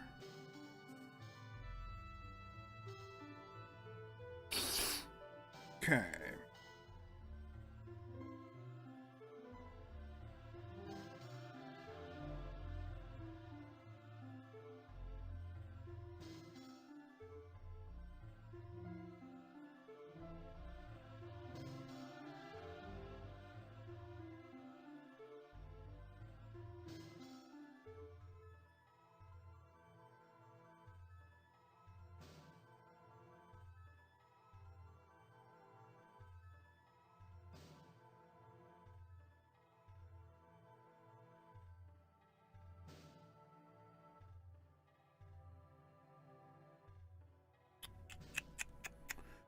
Okay.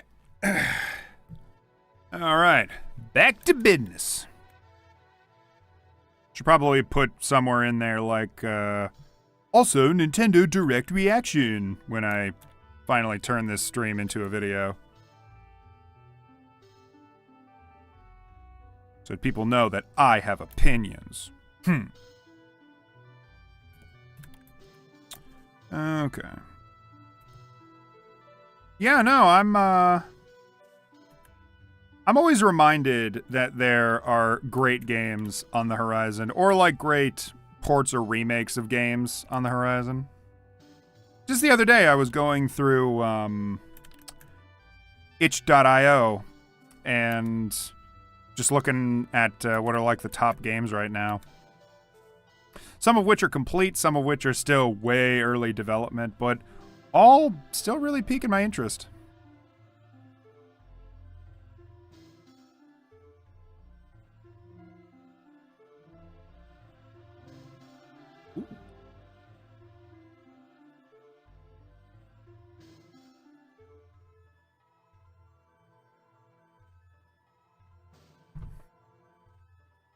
Live dread reaction, yeah.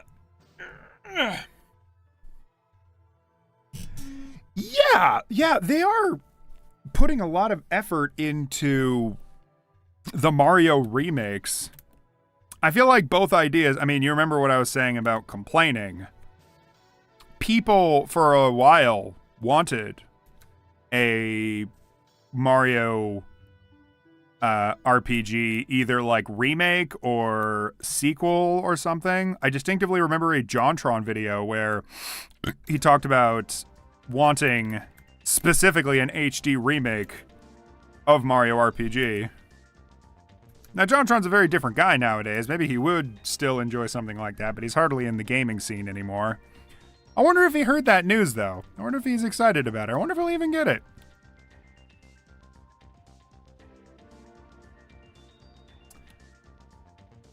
But yeah, if you as a consumer make demands, eventually, and it may take a long time, but eventually companies that want money from you will start to listen. They will, start to serve. Money talks. And if you make it clear to a company like Nintendo, hey, I want like either a game like Paper Mario Thousand Year Door or a remaster of Paper Mario Thousand Year Door, I will pay money for that. And Nintendo's like, great, I love money. Yum yum, give me money, I gotta eat it. You give them another reason to keep their company afloat, yeah, they'll do it. Thing is though, they don't always listen, and it takes a lot of complaining. That's why you keep complaining. It makes for kind of a hostile relationship, but quite honestly, companies are more likely to fuck you over than they are to make your dreams come true. So just make demands. Make demands, and eventually these guys come around. The fact that they're doing them side by side, that is pretty crazy. But I feel like they're putting more effort toward the Mario RPG project, which is not a bad thing at all. That's probably where you should be putting the effort toward because, let's face it, the graphics on the Super Nintendo are, well, they've aged quite a bit. And if you're trying to market to a general audience, I think people would prefer that you put it in 3D with like models and all that. Yeah, I think people are going to be very, very happy from this. In fact, I as you saw from my browser history, I watch PBG quite often still, and he did a reaction to the last Nintendo Direct where they talked about Mario RPG. He is way more of a fan than I am, and he seemed awestruck, absolutely flabbergasted that they would even do such a thing. He seemed very, very happy, so good for him. Good for him, good for everyone. Now, if they can make a port of Banjo-Kazooie, Banjo-Tooie, unless you're Unity, then they'll never listen. What's Unity done recently? People have been complaining about them a lot. I'm out of the know on that.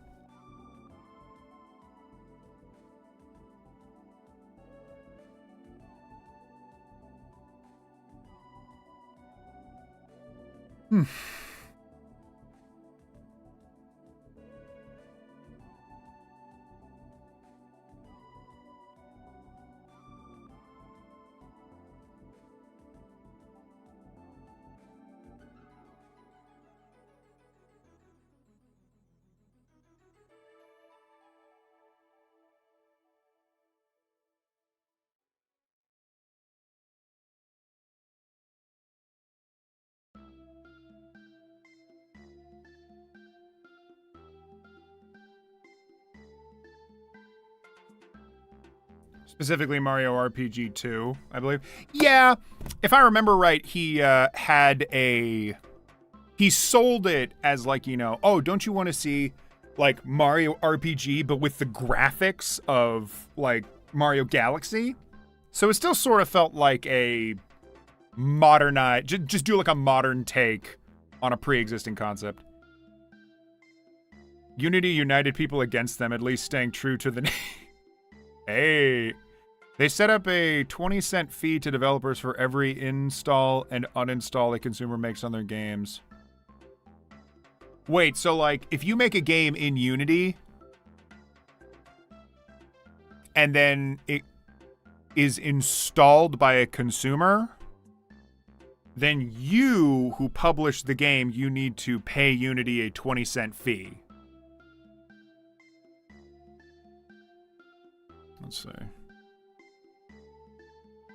Doing some math real quick.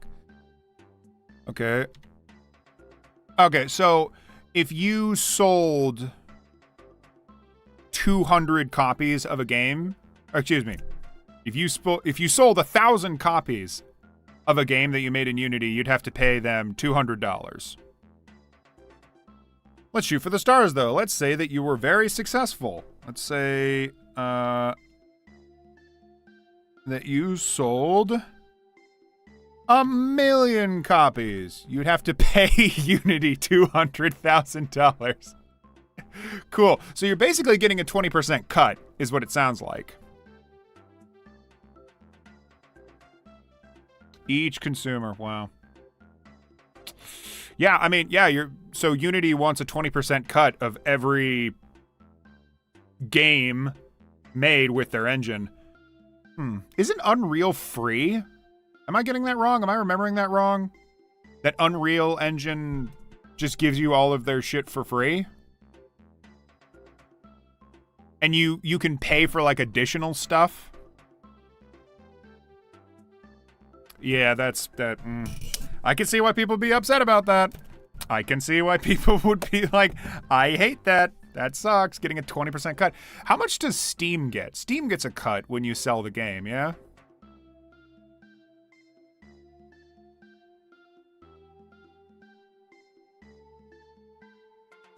Boop.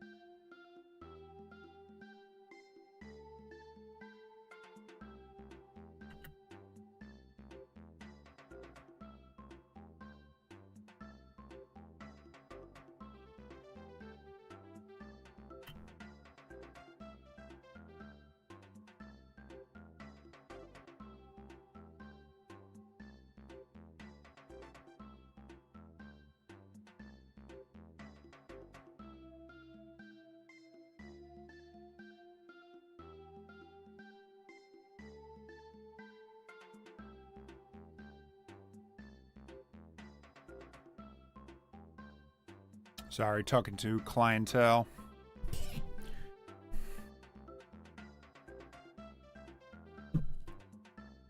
You could practically install the game 50 times at a cost of the developer $10, not to mention uninstalls. But you know what? I completely missed that crucial word, install. Yeah, does that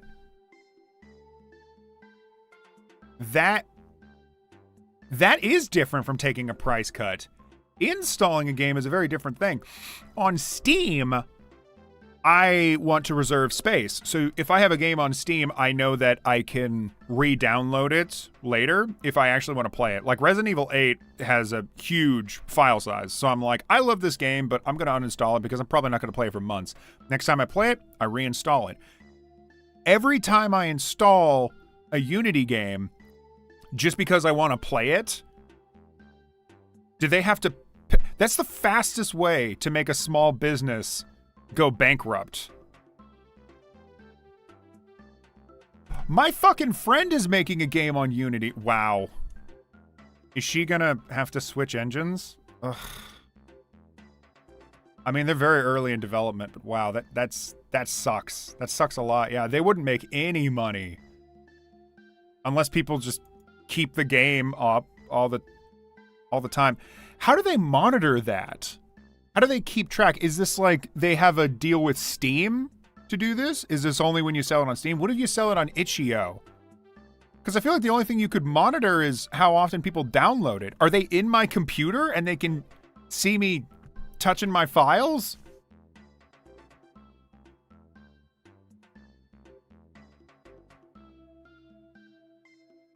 It's weird that they feel they can track that. Maybe what they mean is purchases, but they phrase it as install. This could be miscommunication. If it's not miscommunication and they mean install, that's weird and that sucks and that's stupid. Yeah, I don't get that. That's weird. The longer I think about it, the worser it gets. They have a tracker which isn't even accurate, so it guesses you installed it. This is becoming, the more information I'm gathering, the worse this sounds. Now they're putting trackers into all my games? How many games do I own that have Unity? Does this have backwards compatibility? Have I bought games on the Unity engine and now they have a tracker and they're looking at all my pornography? Like, what? This is the worst idea ever.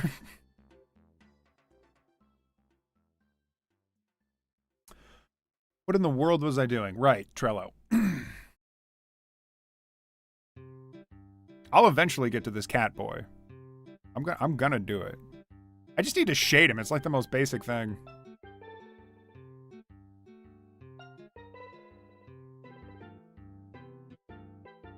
Oh, I gotta get to those TikTok videos later. Okay. Anyway, for now.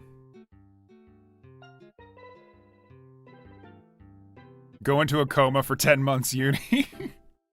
Come back, Uni charges $1,000. Come back, Unity. Oh my god. Apparently tracks every Unity game made in history. This is psychotic. This is psychotic. This is an awful idea, Unity. People are gonna get mad. They're gonna rebel. Like, you remember what I said earlier about, like, rebelling and stuff? This is the absolute most important time for you to start rebelling. Don't become complacent to this. Don't be a bottom in the face of all this. No, you need to complain as loud as fucking possible. That is unacceptable.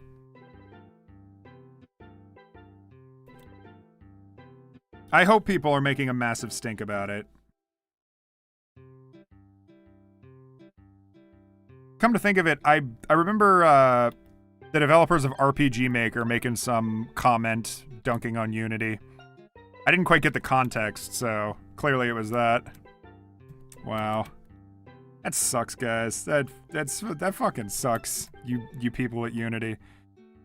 Dude, I mean, people selling engines are always trying to find ways to monetize. Monthly subscriptions is probably the most common thing. Like, I've been playing this game for years. I've used editing softwares. I've used, like, drawing softwares. In fact, you don't even have to be a creative to experience this. Anybody with any kind of monthly subscription service, if you use Spotify, if you use Netflix, everybody knows how this game goes. A company provides some kind of service that they don't make money off of, so they try and find avenues to make money.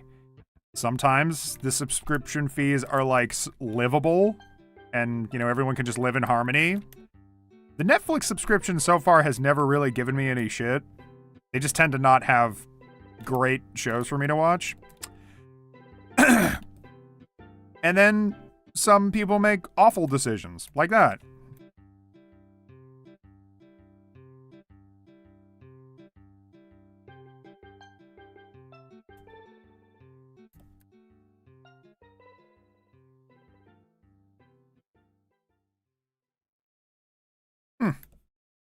Yeah, no, that's stank. That's real stanky.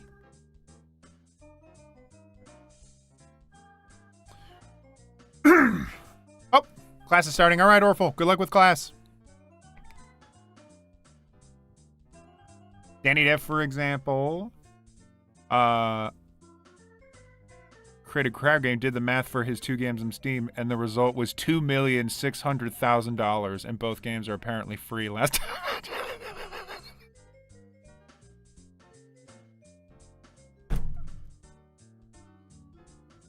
Oh. That just sounds like fucking robbery. Wait a minute, this can't be legal. This can't be fucking legal because you're... I mean, I don't know the first thing about legality. My boyfriend would probably know a whole lot more, but you buy an engine, you use a tool in order to create a product that you then sell for money, yes? And then your company makes a law that works in reverse to charge you a bunch of money for something that you have no control over. Like, what are you supposed to do? The game is made on the engine. Are you supposed to make a new game? Yeah, exactly. How does this make any sense legally? You made it on this engine.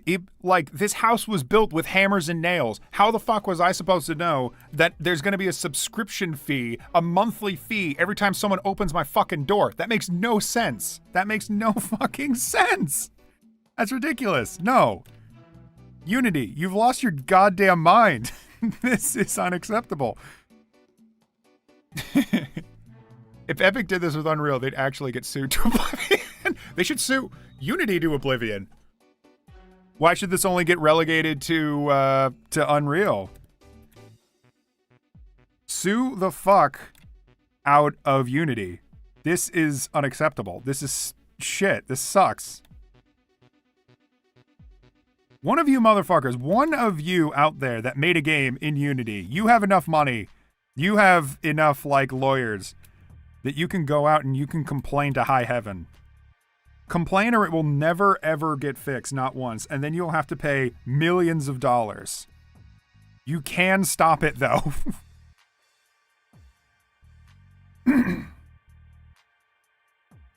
That's wild. That's the craziest thing I've heard all day. And my day just started, so maybe that doesn't mean much, but it's crazy. It's crazy. It's nonsense.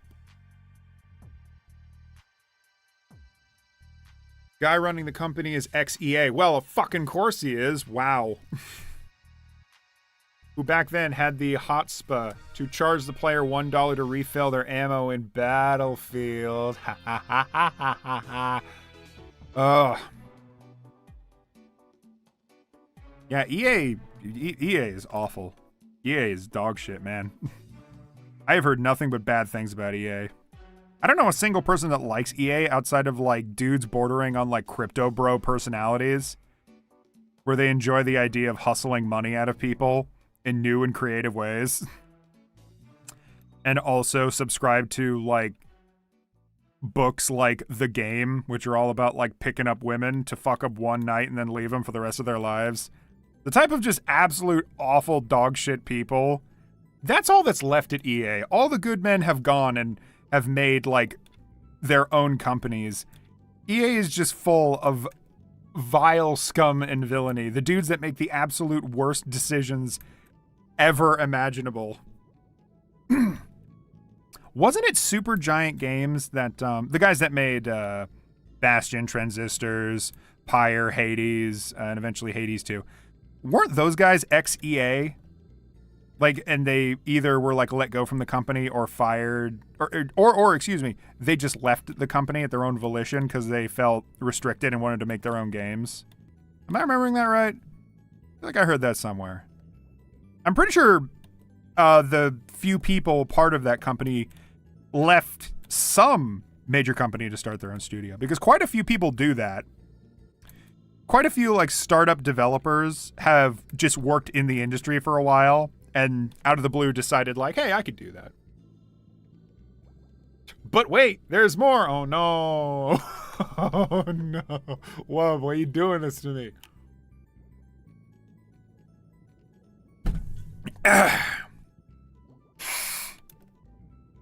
Yo, that being said, now that I brought up Supergiant Games. I'm so excited for Hades 2. I know there's no official release date. I'm hoping they bring it into early access like they did with the first game. I want to be a part of the early access. I want to give them feedback and shit like that, because I'm sure that game will kick ass. I love Hades 1. I pick up Hades all the damn time. I was playing it the other day. It is such a good time sink. I can kill like just 30 minutes by doing a full run through all the levels. Have a grand old time. Maybe advance some plot. They have so much like extra shit. They have so much plot in Hades. It's so dense and fun. I've plugged in 150 hours into the game and gotten so much story out of it.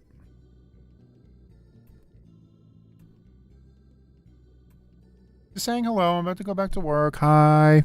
Hi. I was just talking about protests. I'm sure you're very proud of me.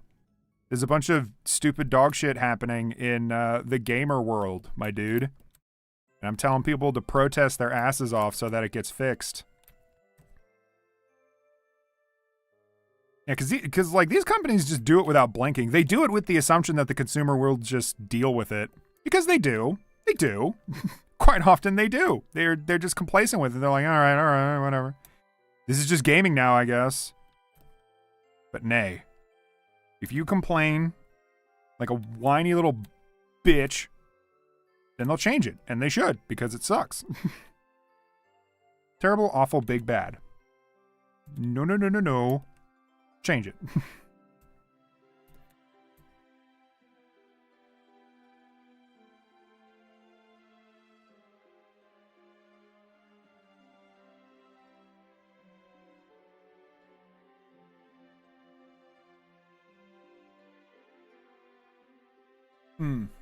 Power to game developers. I'm gonna go to work. Bye. Oh, right. Yes. One developer checked his old canceled game source code that day and found something interesting. The game got an update he didn't know about and found the tracker in his old game. Turns out the tracker is connected to Unity servers and he could easily set up his own, creating a loophole where Unity gets no money.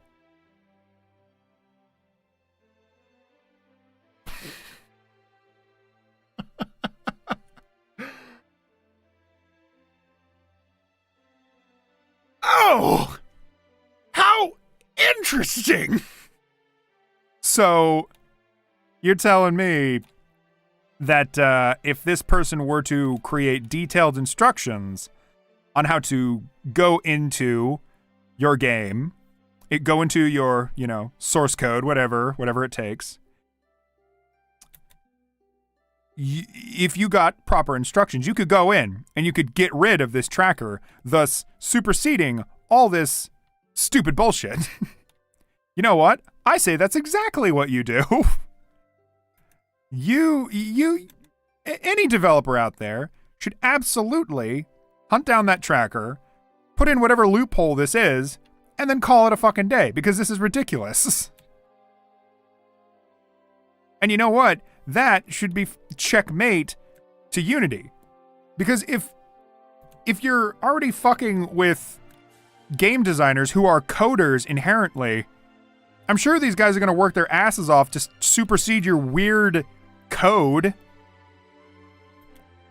So just get rid of it. Yeah, make the code public. Put it out there. Tell everybody. Yeah, well, you know what? They should fucking sue Unity. I'm sorry, Wub. This isn't your fault. But this sucks, you know? They should absolutely countersue Unity. This is ridiculous. This reminds me of way back in the Napster era, when they were suing the owner of either Napster or a different company that had pirated music on it. They won the case and said something like, oh yeah, it is proven that this website's existence proves that it is hurting the music industry by like a lot of money. Whatever. Okay. That's the decision they came to. But then the lawyer running this lawsuit against the website owner wanted them to pay like several $billion, and the court, the judge of the court, or maybe, whatever, they deemed that was a ridiculous amount of money and said no. And so they settled for a much lower amount of money. That's what this reminds me of. You're asking dudes to pay you way too much for nothing, This is psychotic. And I don't know, maybe it's just like, I'm just thinking anarchy right now. I think that they should still absolutely do it. They should just get the tracker out, protest like fucking crazy, make a big ass stank about it. Because this is idiotic. This is stupid.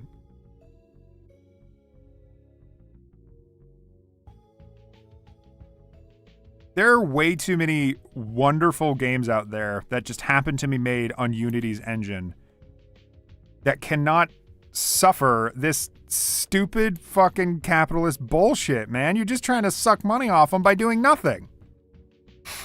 Unity isn't like giving any more additional service. The logic here is, oh, well, because you're using our engine, that's the service in and of itself. And it's not. It's not.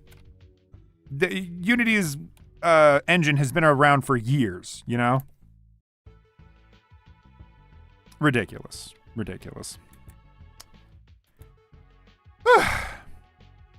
So yeah, I hope that they lose. I hope that people sue Unity and they lose and they get rid of that fucking tracker. That's ridiculous.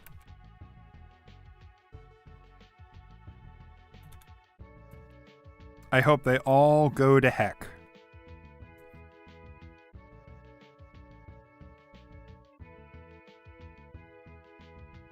What's this song? Oh my god, it's Glover!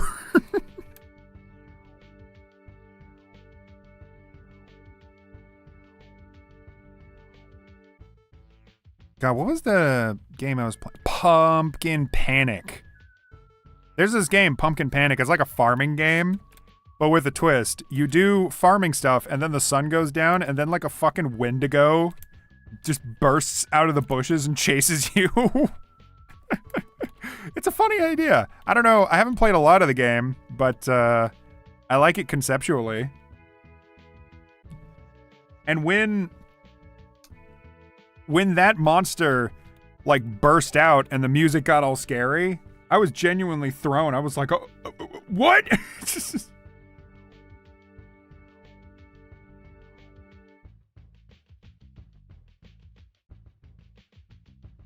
I'm on this 7:30.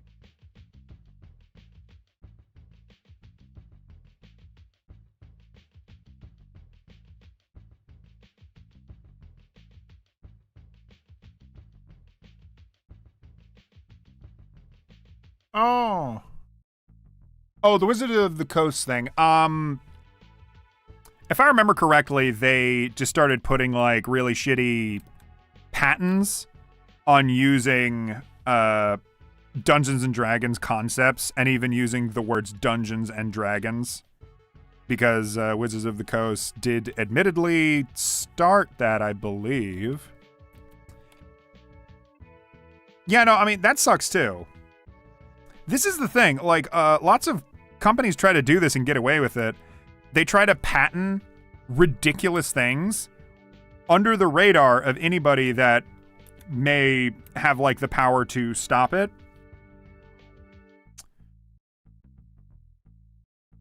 And then, like, weird shit like that happens. But if they get caught, then they get caught. And then it's like, oh, whoops. Sorry, guys. Haha.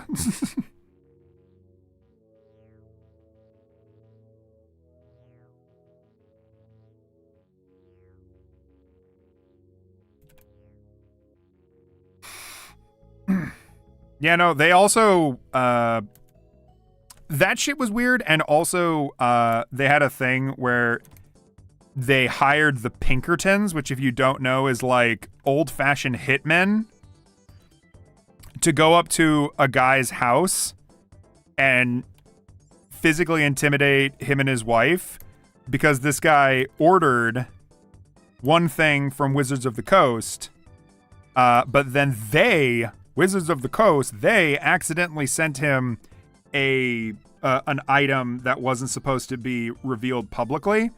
And this guy had a YouTube channel where he would unbox things and show them off. And I guess he unboxed this thing. Either he knew this was an unreleased item, or he didn't even know what the hell it was. Either way, though, he made a little video and he was like, oh, look at this. This is like something I don't even know what this is. I was handed this by accident. What is this? And then Wizards of the Coast sent the Pinkertons, a group of like probably 4 dudes or something, to knock on this guy's door. His wife answers it, and these guys are all like up in their grill intimidating them.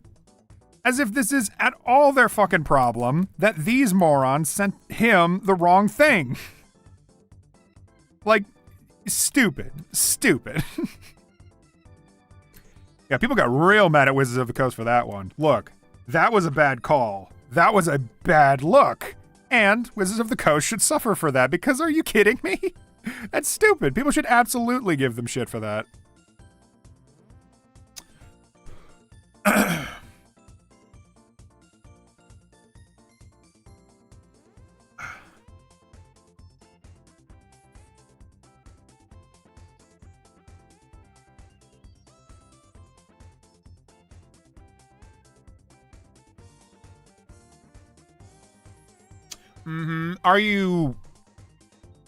Are you confident in working in Unreal, or are you not trusting them either? I would totally understand. Big companies like this can make these like big decisions, and they can survive the risk. You know, if everybody hates them and stuff, Unity can definitely recover financially and just like do something else to make money. That's why they feel the need to make such a stupid decision like this, is because they think, well, okay, if people hate it, we back out of it. We won't be that like financially crippled. If you're a much smaller company and you made this decision, it would probably put you out.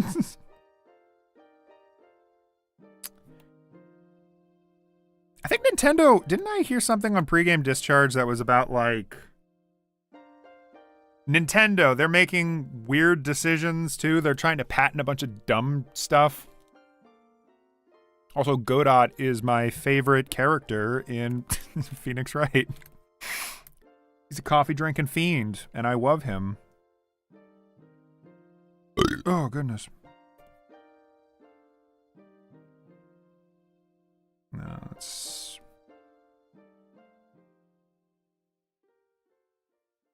Was that Zelda's Lullaby, or... I don't know. I think that was actually Impa. That was, like a Sheikah song or something.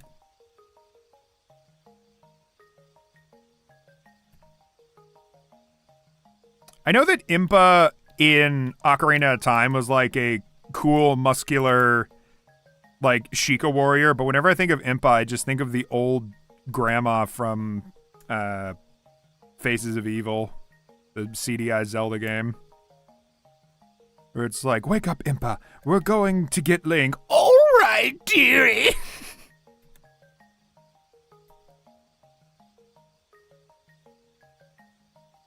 Squadala, we're off.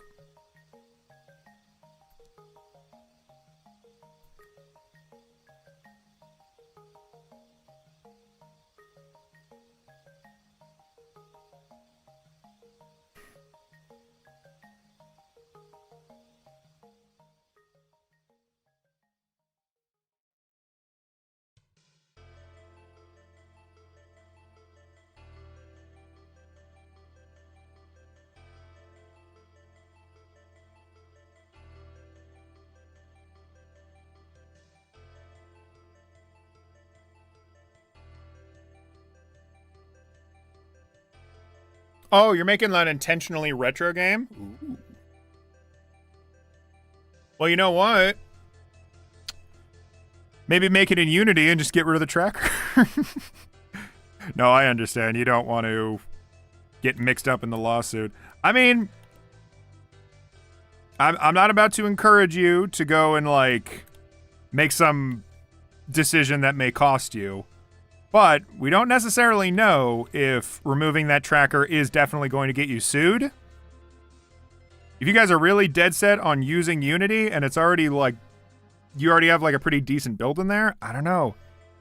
Maybe do some research on how to get rid of that tracker and then just proceed as usual. I do not want to believe that this will just last and people are just gonna say, okay, fine, Unity, whatever. Yeah, go on. Fuck my financial ass. It's fine. Like, I feel like people are going to complain about it and something is going to come of it. So long as this, like, circulates in gaming news, people are making a big stink about it. People are complaining about it. It's definitely been hitting, maybe not a lot of mainstream media, but I've definitely heard about it, and I'm not a huge follower of gaming news. It's definitely getting around to some capacity.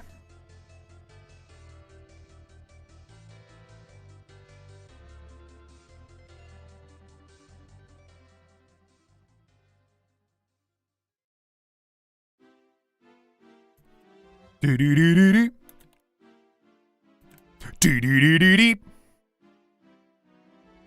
Do-do-do-do-do-do-do-do-do-do-do. Eric. Barry.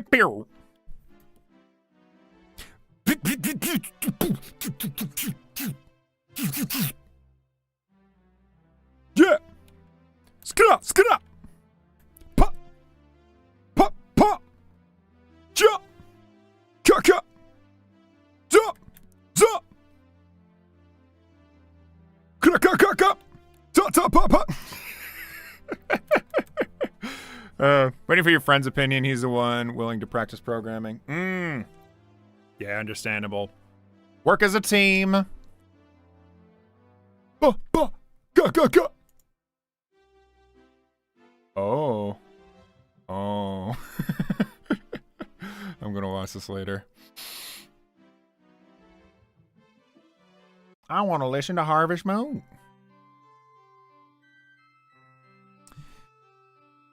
Yeah, no, I'm concerned for my friend who's also designing a game. Development is still sort of early. They could shift to a different engine, but they I asked her in the past, like, hey, would you ever be interested in doing like the Unreal Engine? It is free. And she was like, I just don't know the first thing. She's doing it with like one other person. It's like, they don't know the first thing about working in Unreal.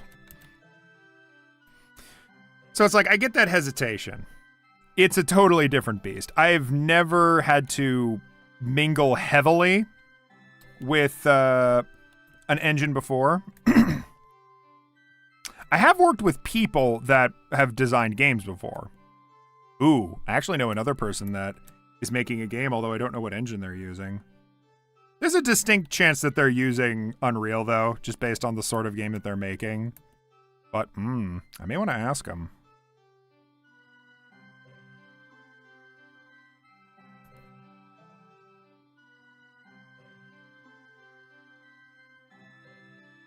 Okay. The Thick Goat game I got gifted actually runs on UE4, despite having an N64 aesthetic. Okay. So clearly it's not impossible. What was the Thick Goat game again? I'll probably look it up.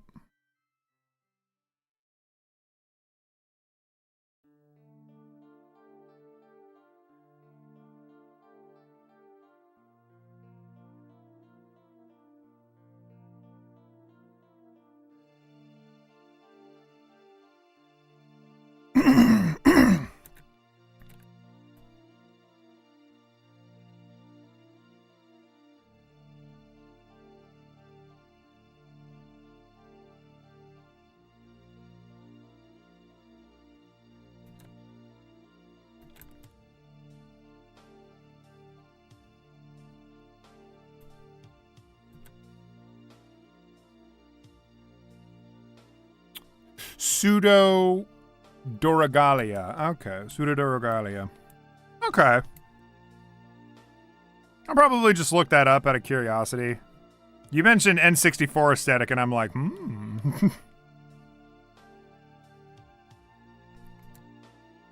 Ooh, speaking of N64 aesthetic, that, like, theremin sounding instrument. that I specifically remember hearing a lot on N64 games. Which makes perfect sense right now because this is Perfect Dark.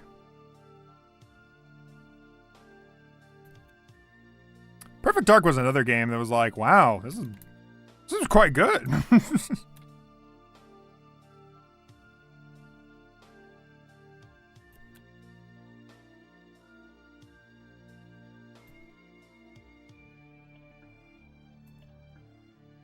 Hmm.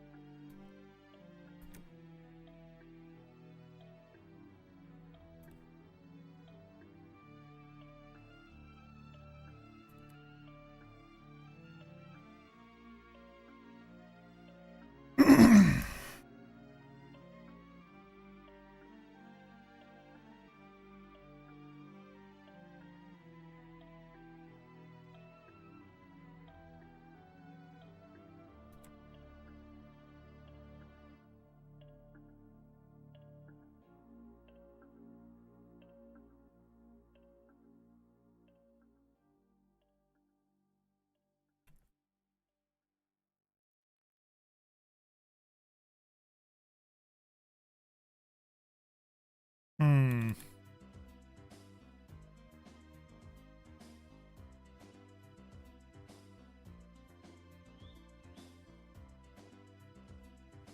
Do do do do do do do do do.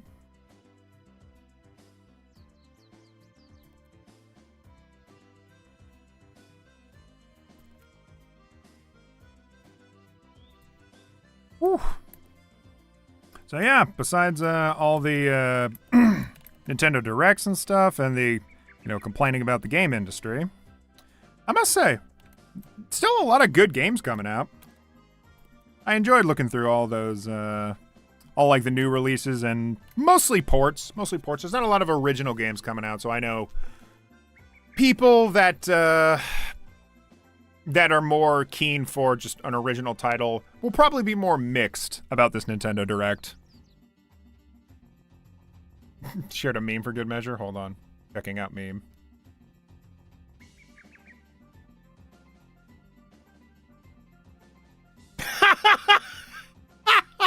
Look, I'm drawing, okay? You piece of shit. No, people have said that about me before when I go when I'm on webcam, as I'm working most of the time.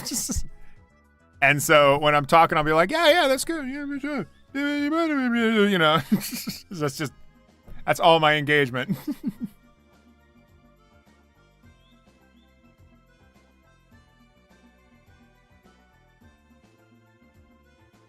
Yeah, no, on Project 64, they were wise enough to include filters so that you could make it look more N64-like, and I don't know, I just have to say it looks much better that way. I appreciate that you can customize it however you want. That is very cool.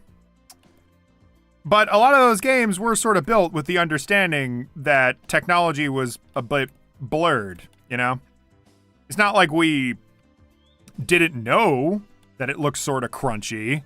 We just didn't have any options, That kind of fidelity was difficult to pull off on a conventional TV that anybody could buy. Digital art and processes and stuff, that technology was still advancing, so you get what you get. And they designed the games to look good in spite of those limitations. And they do look good.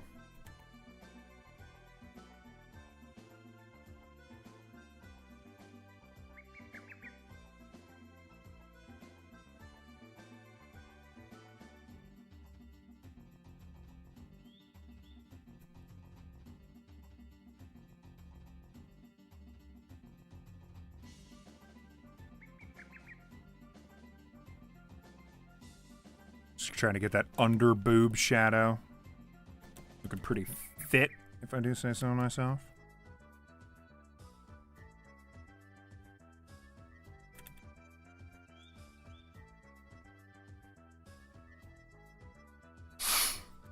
And then let's do... Woo.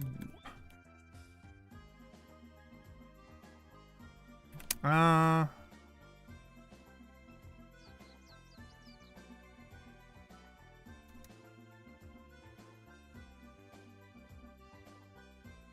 is it because it's a paintbrush texture? Oh, goodness. Yeah, no. I've said in the past that, like, porting games is the way to go. For sure. Now, one thing I didn't mention earlier when I was, like, reacting to stuff is I wonder if they're going to cut shit out.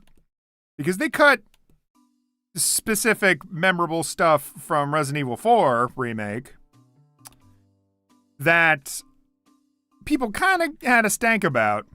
I wonder if in the Tomb Raider games they'll cut stuff out as well. Or no, they'll just leave it as is. I mean, in the case of the Tomb Raider game, this definitely feels closer to a port remake where they want it to feel just like the old game.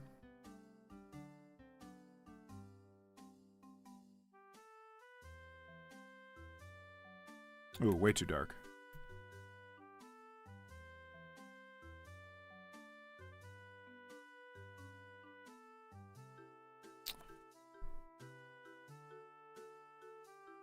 Agent 64, yeah.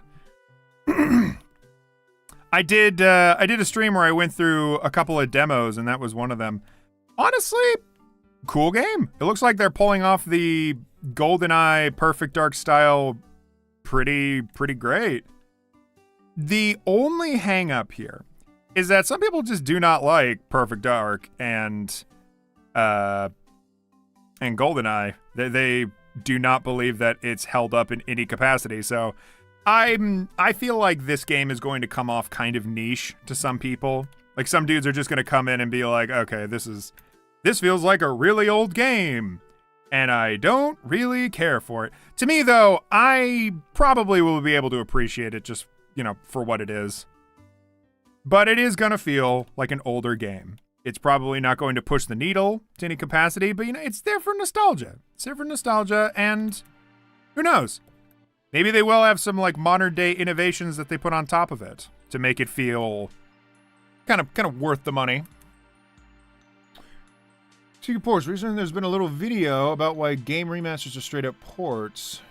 Gives a pretty neat insight on how it works, and actually explains why Sony refuses to do their own version of backwards compatibility like Microsoft did.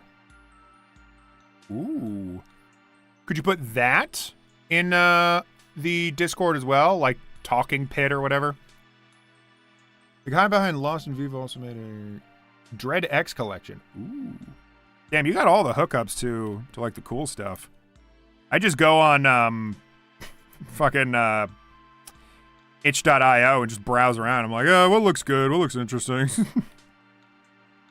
Very rarely am I going on Steam and thinking like, wow, this looks like it's worth my time.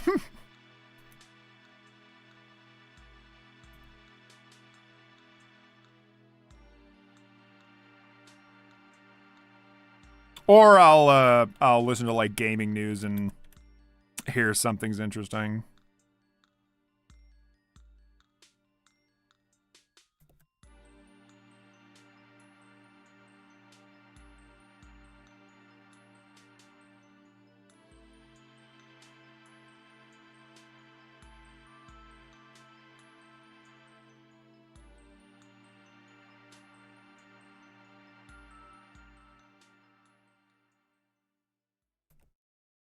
Oh, wait, I got the wrong fucking color. Ah! Alright. Oof. Shading is probably my least favorite part because I'm always like, there's more shit to shade. There's always more shit to shade. But I can't deny that when you're done shading something, oh, it looks great. It looks so much better than it did before when you finally shade it. It's such a massive degree of polish. When a character is all bright, it's at the serve now. Ooh. I'll watch it later. I don't really want to watch through like a whole video on stream. This is during the Nintendo Direct, by the way. What? Which one? I was looking at all of them. That's probably one of the last ones. I was like looking down for some reason. Whatever, all right? Huh?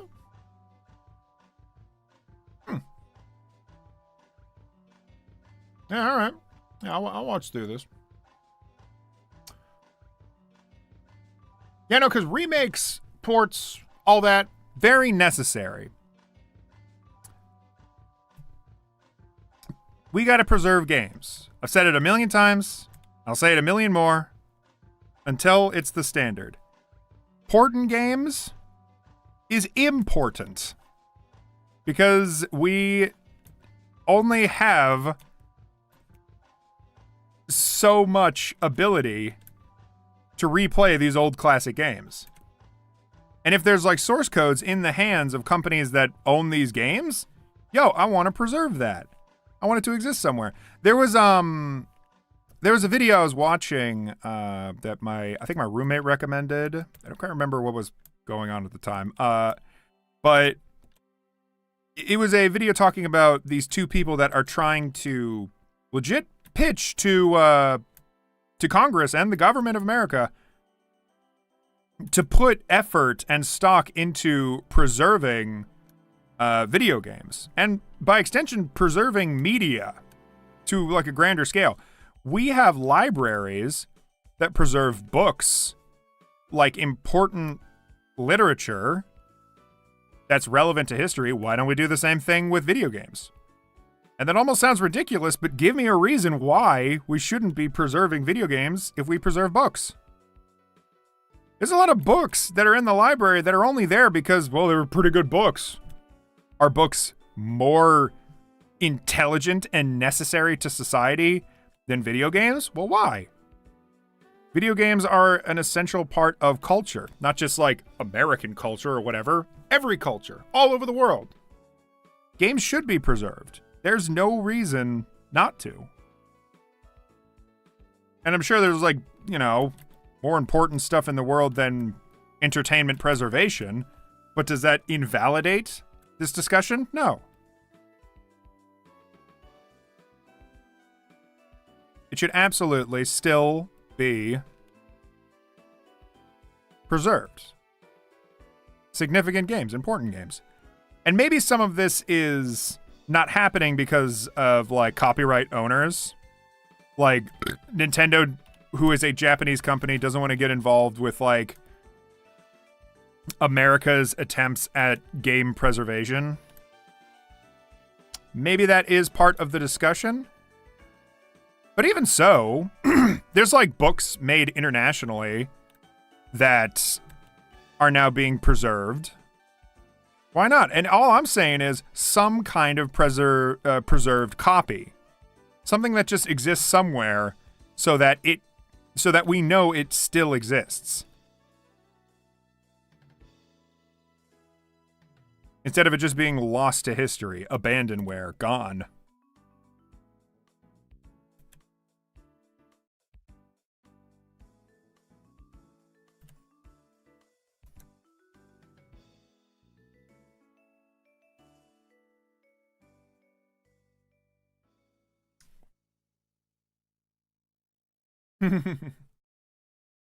Ooh, you got a speed run.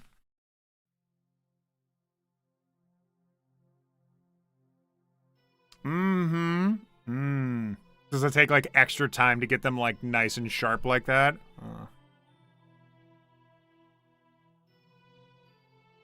It's true. That's true. Though folks like me are getting pretty old too. So folks like me should probably hop into Congress. We need more gamers in Congress. So that we can get some real changes around here. People talk all the time, oh, there's too many white people in Congress. That's, you know, that is true. But if they're only hiring white people, then this should be like a Trojan's horse. They only trust white people. Who is the most prevalent community of gamers? White men. cis white men go into Congress and preserve video games. Also, make it illegal for Nintendo to patent stupid shit. You can do it.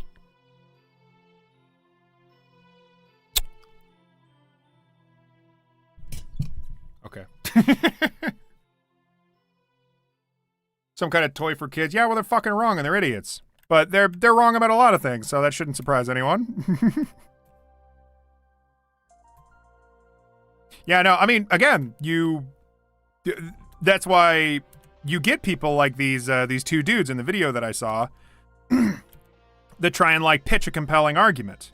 You just keep pushing the subject. You be a real Bernie Sanders about it. You just keep on pushing until you finally break through.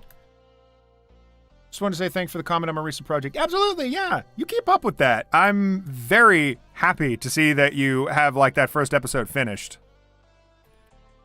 Definitely has like, you know, a little bit of jank here and there, but overall I was watching, I was engaged, I was interested. You know what it reminded me of most of all was the mood kind of made me think of like Futurama, if that makes sense. I don't quite know how to explain it. It's something about like how everybody was talking with each other. This gave me like a Futurama vibe. I hope that that's a compliment to you and you don't like hate Futurama. But I was also, I was totally serious. I'm hoping to see that like this crossover stuff goes in like some crazy directions.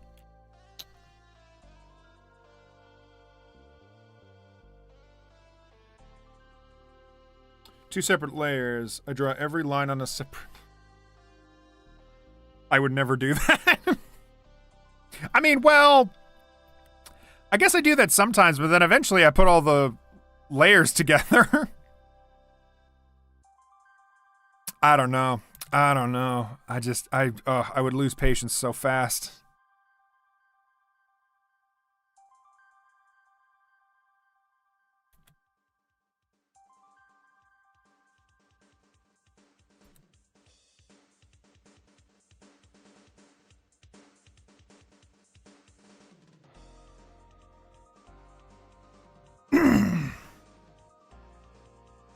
See, one thing I teach myself when it comes to shading is not getting so damn detailed, just being like, okay, where's the line where we go from light to dark? All right, just draw that line, then fill in that. Boom, done. And then occasionally I'll do like shit like this, where I add in like a little extra shading on the edges, just to kind of sell that there's like plenty of shadow going on. But if I was to go like one fucking bunch of hair at a time on his furry coat, I don't know, man. I don't know if it would matter. Ooh, ooh, ooh, ooh, ooh, ooh, ooh, ooh, ooh. Up for that. Gotta grab something. Someone's at my door.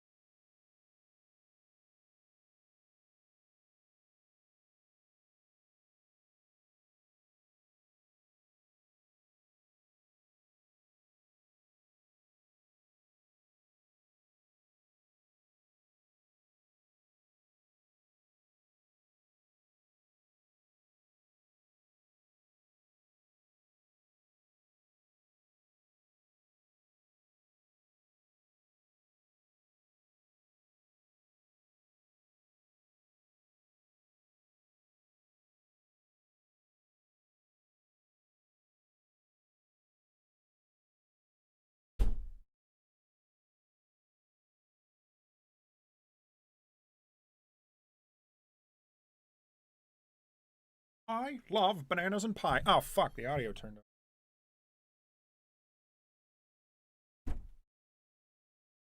I love bananas so much that they make me cry. I freeze them in my fridge and soak them a smidge, grind them up with peanut butter, eat them. Blam, pow. Oh, wow. I got some coffee and bread. Chow. I like to suck on my fingers, yay. It makes my brain say, okay. The latest artwork I showed yesterday took me 2 days. 2 days. I think the artwork I'm working on right now took me about 2 days, but I had to do some reworking. It originally looked different. If you couldn't tell, this art is... he's doing the Sonic pose. The, like, Sonic Adventure pose. I originally drew this guy to look like Sonic, like round head, in the style, big fat fingers and fat shoes. And then I sent just the sketch of it, and the guy was like, oh, this looks really good, but I wanted him to look more, like, realistic, like a little more anime. And I was like, shit. It took a while to draw this. But hey, it's fine. It's all right. Anyway.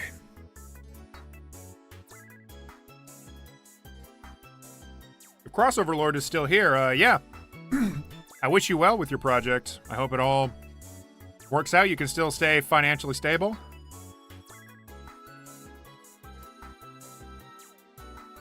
It's a great pose. I love it.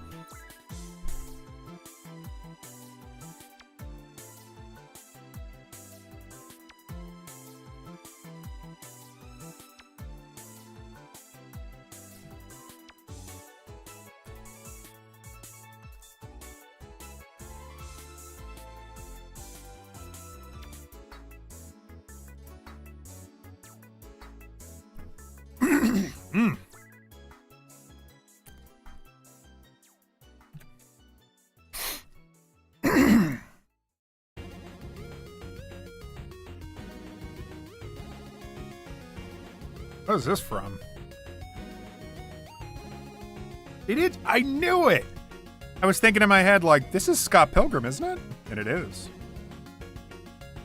Totally fucking is.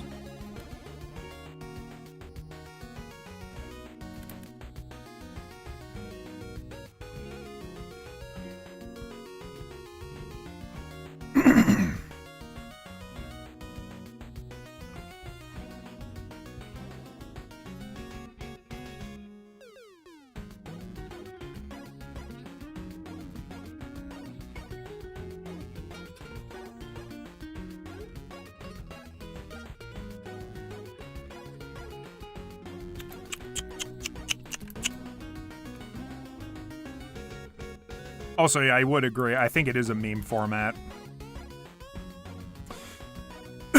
Because this client also wanted me to do a couple other pieces of art for him. One of which being literal memes, like taking their character and doing like little meme poses and stuff so that they can make him into icons, I believe. That's the next thing I gotta do.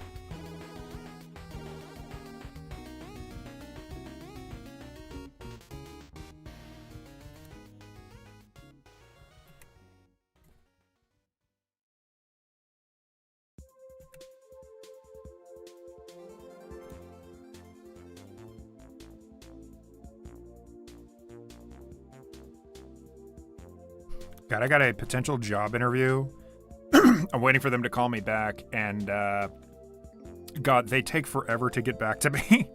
I asked them a separate question before the job interview happened, and they took quite a while to get back to me. I mean, I have to assume that this company is very busy, but laying in wait is such a tiring thing. I'm always just sitting around like, God, what the do they like me? Do they not? Is it really needy of me to constantly ask over and over, hey, are you able to get in contact? Are you able to get in contact? Though sometimes that's what you have to do when you're working with clients. Sometimes clients, and it's no fault of your own, sometimes clients just forget about you, that you guys were even working on a project in general. Some clients get like really needy and they're asking you over and over, hey, are you done? Hey, are you done? That's also obnoxious.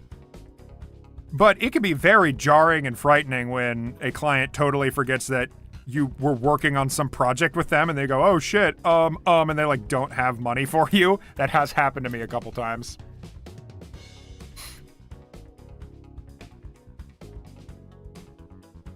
Oh, that's why I kept looking at his eyes and I'm like, what am I forgetting? Eye shading. Folks, never leave your house without a little eye shading.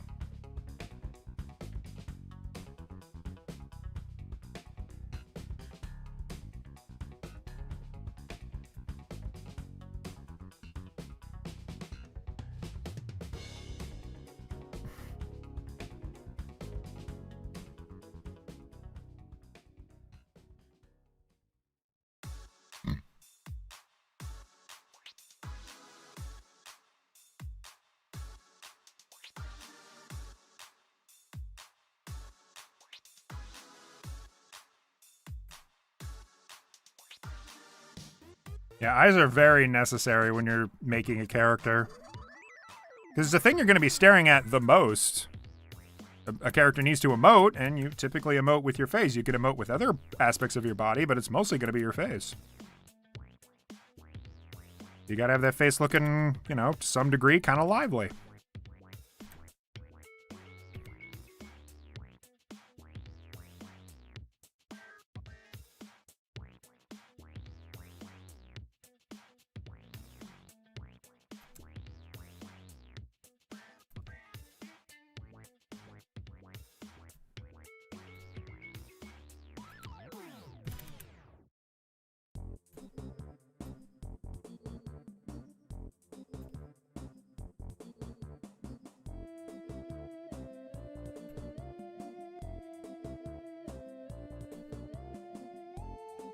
Nice.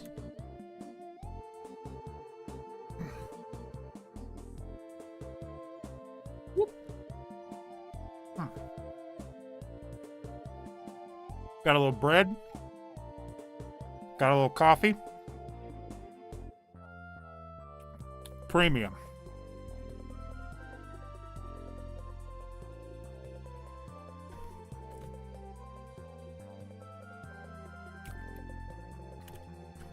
Yeah, this character is actually a, Is it Final Fantasy XIV that's out right now? And is like the MMO that's really been taken off lately? Because if that's what it is, that's what this client ordered. He's a part of like a group server with the rest of my friends. And every now and then he'll talk about Final Fantasy XIV and just like, oh my god, it's so good, it's so like awesome, and oh man, as an MMO, it's just so engaging. And I don't know, I haven't been into MMOs for quite a long time. There just haven't been MMOs that have scratched my interests. Legit, the MMO I keep coming back to is RuneScape. Legitimately, no dip. I just... nostalgia is what brings me back, I guess. I got other shit to do. And I think that is part of it, too, is like, MMOs are a very good time sink. And so if you're living your life doing other things... I'm not about to be dismissive and say that, like, oh, an MMO is like a waste of life or something like that. I've definitely heard people say that before, saying that, like, an MMO ruins your life because you're just, like, wasting time. You could be spending that, like, learning a skill or something. But look, sometimes you are living your life learning a skill, and then you want to do something kind of simple pleasures in a fantasy realm. It's escapism 101. And I get it. I get that appeal. So I won't throw any shade at anybody that loves an MMO. To them, that's probably like the chillest time of their day. And I was absolutely like that when I had to go through fucking middle school. I loved RuneScape. I loved going there, being in the world, genuinely immersing myself through like the music and the humor and all that. Ugh, wonderful. Wonderful stuff. But as of late, I guess my escapism is through other means, through like TV and movies and more like linear video games, not MMO video games. I can derive some kind of fun off of it, but just not the same as I used to. I still stick around with RuneScape because I'm still very nostalgic for all the worlds in RuneScape. The same way I'm sure people are with, like, World of Warcraft.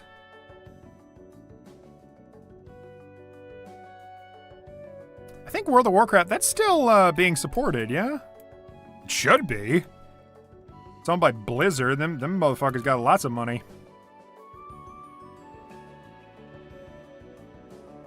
God, you know, it would not surprise me if I heard more controversy from Blizzard. Or they just say, and now we're shutting down the servers for World of Warcraft. Mm-hmm. I'm okay with a embarrassing but hilarious story. If you're comfortable with it, shoot.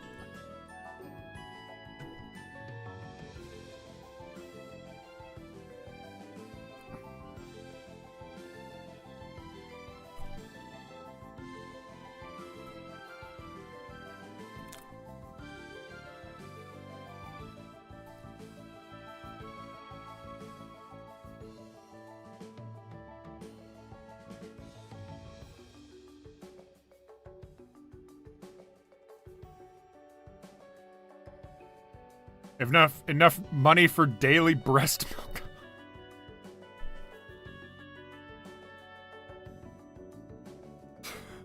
Milos, why? Why you do this?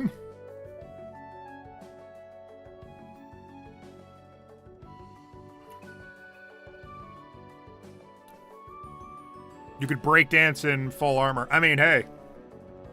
If it's just like an emote or some shit, why not? That's kind of funny.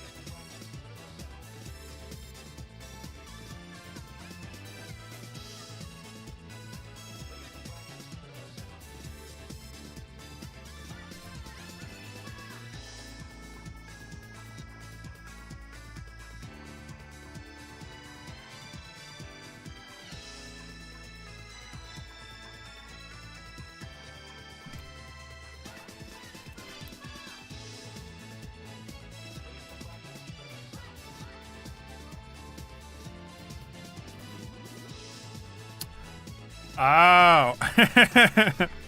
Okay.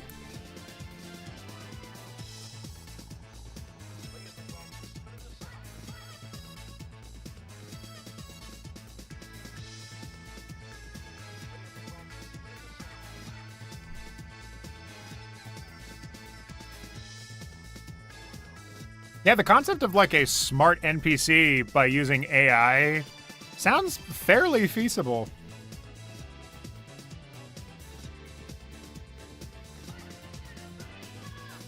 Oh my god, so you were talking to this NPC, or excuse me, you were talking to this real ass person like they were an NPC. Aww. That's fun. Look, you were 6 years old. Of course you were talking to a person like they were. That's just adorable. That's great. That's awesome. I have a scarier story. Or not exactly scary, but it scared me. So I was playing RuneScape as far back as like elementary school. Like I would have been 8 years old. And I was playing old ass RuneScape. And I didn't know how anything worked. So PvP in MMOs is usually relegated to like different areas or different servers. Like you'll have PvP servers where everyone just walks around and they generally understand that if someone's coming up to you, they have the potential to stab you and take all of your shit. And in RuneScape, they have what's called the Wildie. My 24-year-old self now look back at it pleasantly, even when I know how. Yeah. Yeah, no, so they have a place in the RuneScape that's called the Wildie. And there you can engage in PvP. They made it all like scary. They made it like a weird hellscape, like blackened, charred, volcanic ground. They wanted it to look kind of like hell. It was cool. It was genuinely intimidating. And one day, I was standing around a bank, and a guy was just posting out the message like, hey, free, like, black and gold armor trimmed. And I was like, ooh, black and gold armor? Ooh, I've seen that on people before. It looks really cool. This guy knows, like, where to like get some for free or something. And so I asked him, I was like, what do you mean free? And he's like, yeah, I know a place where it spawns. I'm like, wow, awesome. Can you show me where it is? And you may already know where this is going. So there's a command in RuneScape that's called follow. You right click on someone, you hit follow. And then you're basically just attached to them. They can walk anywhere and you can follow with them. At any time you can stop following them. But I basically just left it in his hands. I was like, yep, just show me where it is and we'll go there. And I was chatting with him the whole time. I was like, oh yeah, how long you been playing RuneScape? And he's like, oh yeah, I've been playing for like a few months or something like that. He wasn't playing too long. And we were striking up a nice conversation. Very friendly guy. And then he started getting quiet. We passed a threshold. You see, in RuneScape, nowadays, I'm going to turn the happy music off for a second so this becomes scary. In RuneScape, there is a threshold where there's a threshold where it suddenly becomes the Wildie, and you have no idea when that happens until it happens. Here we go. Spooky music. And so when you start entering the PvP area, you have no idea it's about to happen. You don't have a freaking clue. And I didn't have a freaking clue either. I was walking to this guy. He was telling me about his experiences in RuneScape, and I was happy. I was a little 9-year-old engaging with someone on the internet. And then, somewhere on my screen, a skull with 2 swords behind it, crisscrossed, popped up. I don't know what that means. And so I tell him, hey, so where's this thing? Where's the black and gold armor? He doesn't say anything. He stops talking to me for a good 5 minutes. I start getting freaked out. I'm looking around. The ground is black and charred. The trees are all dead. And I look to my left and I start seeing dragons. Right now I'm level 14 or some shit. The dragon is level 152 or some shit.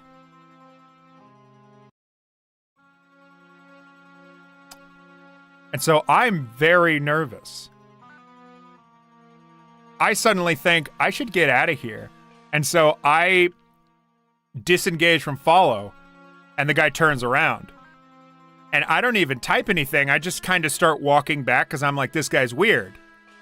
Immediately, the guy pulls out a fucking sword and he starts stabbing me over and over. And I freak. I'm like, oh, fuck! I open up. If you want to run in that game, it's a pain in the ass. Back then, you had to go to like options and then turn run on and then start running. It sucked. It's awful. And so I was like fucking around in the menus, just being like, where do I go? What do I do? As he's just like stabbing me over and over. I could see my health just going, do. I hit run.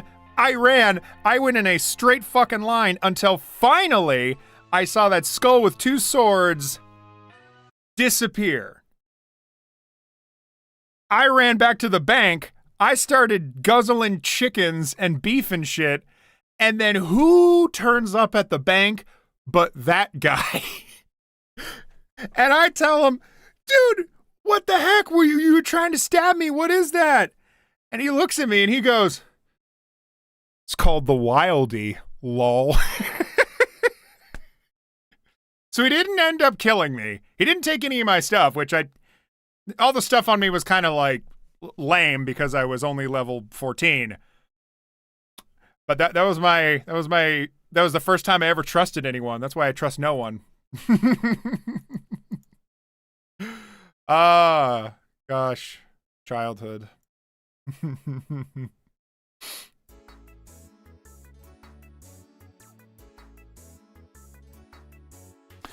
Yeah, it is a simple time killer game. I will say it's definitely a grindy game. I think a lot of MMOs get very grindy. And RuneScape is very, very guilty of that. So just know that going into it. I like the game perfectly fine. But just know, like, right off the bat, you'll probably need to do, like, a little bit of grinding just to, like, get places. Also, there's two different versions of RuneScape. One of them is the more, like, modern version that, honestly, I sort of recommend more than the more nostalgic version where they're running it on a copy from 2007. A version that still is like old-fashioned RuneScape, but has a few more like quality of life features. Like, first of all, they fixed the running mechanic so that you don't have to go into settings and then turn on run. There's just a thing next to the mini-map that turns on run. Way better. And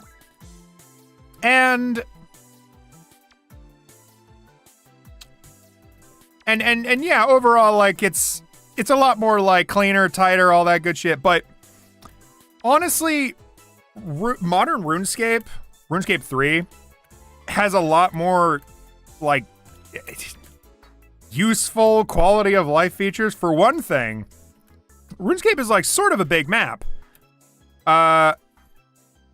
And you, in order to do any quest at all, need to traverse quite a few areas of the map. In fact, quite a lot of the older quests ask you to do like a lot of walking around. Walk to this city, get this. Walk to that city, get that.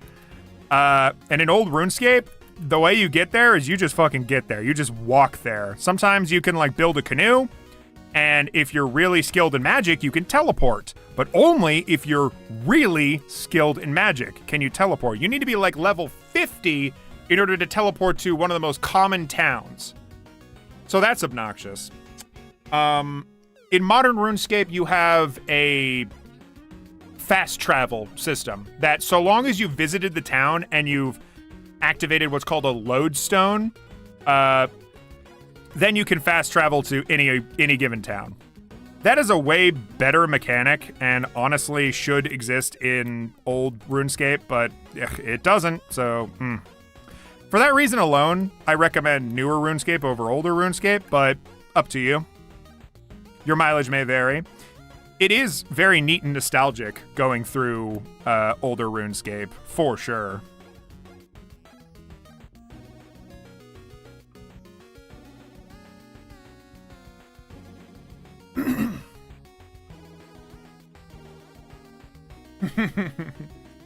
Oh, yeah. Yeah, no, there's a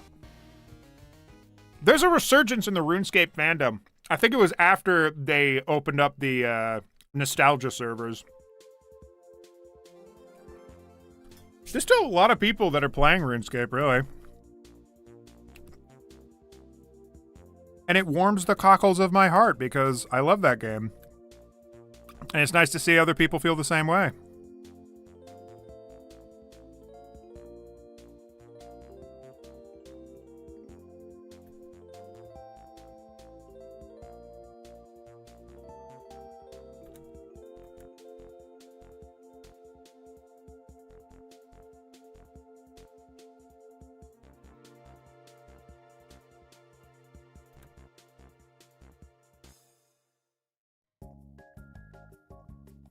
Oh, I know this. I've been playing a lot of Mario Party lately, so I absolutely recognize this. I always associate this tune with Toad going, "Waha!"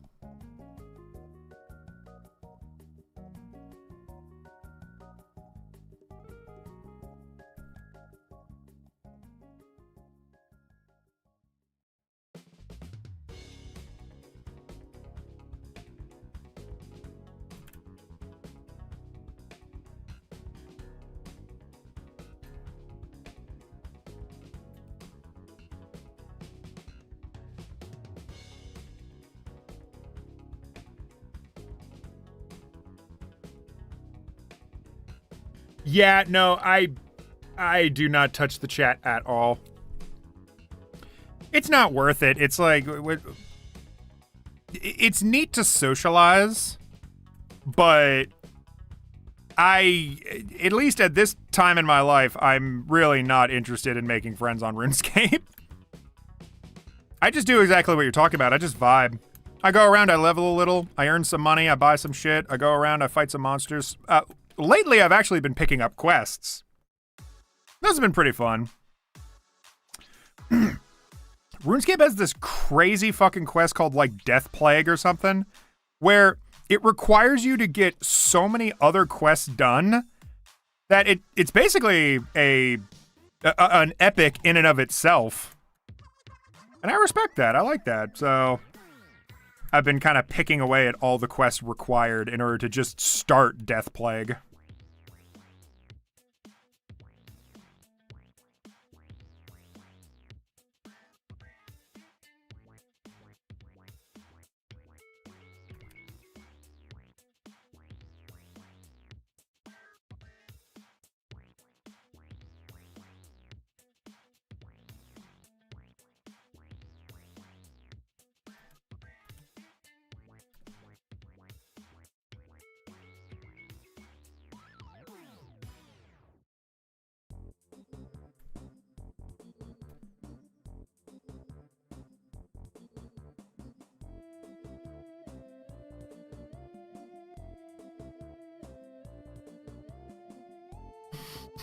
Gothic Trilogy, for some reason these games give off a similar atmosphere to me. Plus, a fellow Slav's got to play his iconic fantasy RPGs. Okay. Sounds like it's worth a look. Now. Okay. Now, let me go into, where is it? Tonal correction. I'm going to darken that up a bit. A little more clear. Yeah, I prefer it that way. Okay. I think we're good here.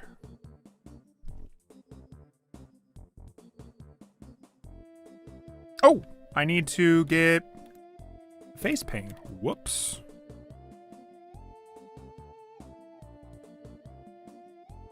Yeah, no, I have been pecking away at like a couple of games on my lists here and there. Games that I don't really think would be like interesting for a stream at all, but that I personally think I just want to check out. Elisa is one of those. It's like a survival horror type game in the style of Resident Evil. Absolutely up my alley and within my interests, but when I think about it, I'm like, this doesn't really look like a game that I'd want to peck away at on a stream or something. It's very, very slow burn, and I'm pretty crap at it. It's a very difficult game. So it's a lot better for just like working away at it here and there from time to time. It's got a save system where you have to pay money to save. You only pay 1 penny per save, but I'm still like, jeez. Jeepers creepers, I don't want to do that. Ooh, you know what? I'm gonna have a little lighting to these. God, this is gonna go on forever, isn't it?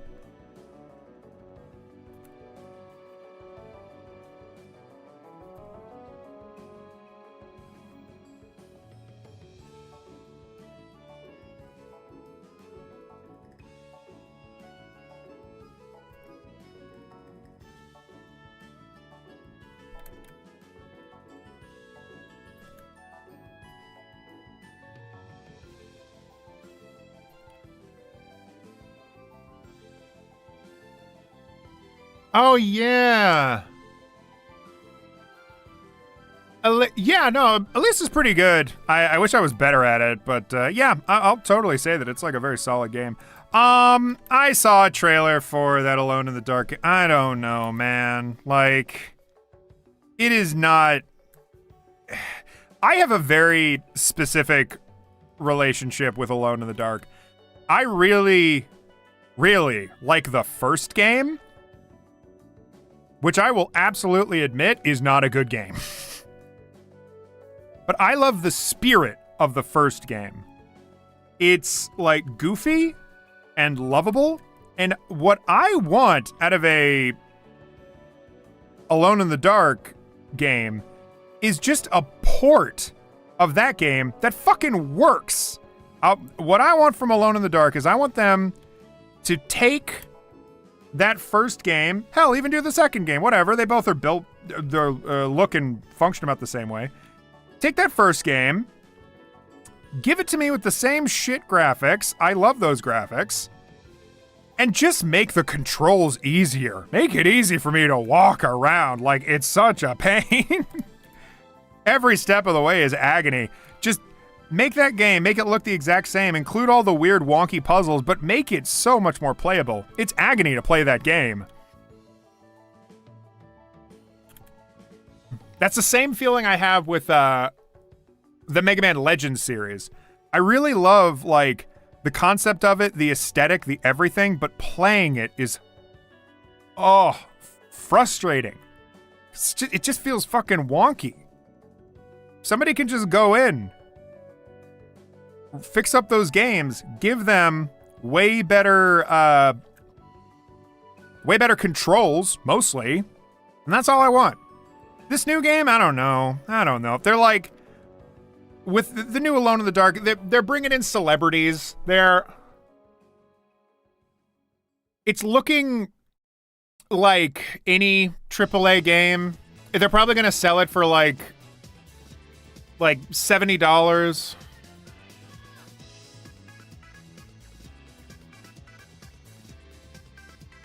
Not to, God, if Elisa tried to do in-app purchases, I would drop it so fucking hard. It is not worth it. Yes. It's not so much about, like, the story. It's more about the presentation. I'm looking at it and I'm seeing, like, Hollywood actors and... I don't know. Nothing in the trailer is really catching my interest. Nothing feels like, oh, wow, this is cool. They had, like, a really weird bit where, what's-his-face was talking to himself in a big, thick fog. And the actor playing him, I love that guy. He was on Stranger Things as well. He's a lovely actor, but he was not doing great in that take that they did for the trailer, where he's narrating to himself in the fog. Yeah, I don't know. I haven't seen anything that's really wowed me yet. I could remain optimistic, but what I want is far different from what they're making. Maybe when it comes out, I'll look into it, and if it's cool, maybe I'll give it a shot, but for now, kind of meh about it.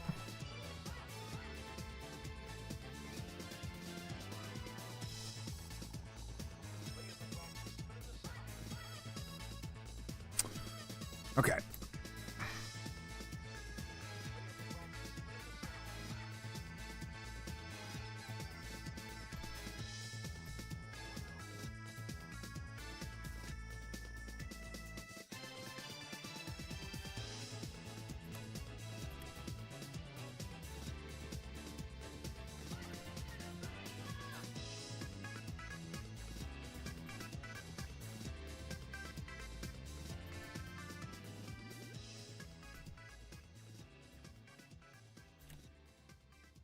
Nice. Okay. Think I'll call it from here. I've been streaming for like more than 3 hours. My brain's like, oh, God, I want to lie down. Actually, I don't want to lie down. I want to stand up and walk around because I've been sitting all day. I've been awake since like 4 in the morning. So I am pretty exhausted. Kind of like the 60s setting. Very rare do we get third-person games set in. I mean, you can have a game set in the 60s all you want. I'm just saying, like, the vibe it's giving off feels very, like, I don't know, bland? The way the game's presented kind of looks like Last of Us, or it looks like God of War. You know, it's that, like, over-the-shoulder deal that I'm very meh about initially, because lots of games look like that. If they can make it cool, though, you know, maybe a new trailer comes out or there's a Let's Play that I see, maybe they'll turn my opinion around. But, you're right, though. There should be more games set in the 60s. A lot of movies are set in the 60s, but not games. Underutilized time period. So, yeah. Anyway. Bye-bye. Ending the stream. It's been real. I'll watch that video that you sent me as well.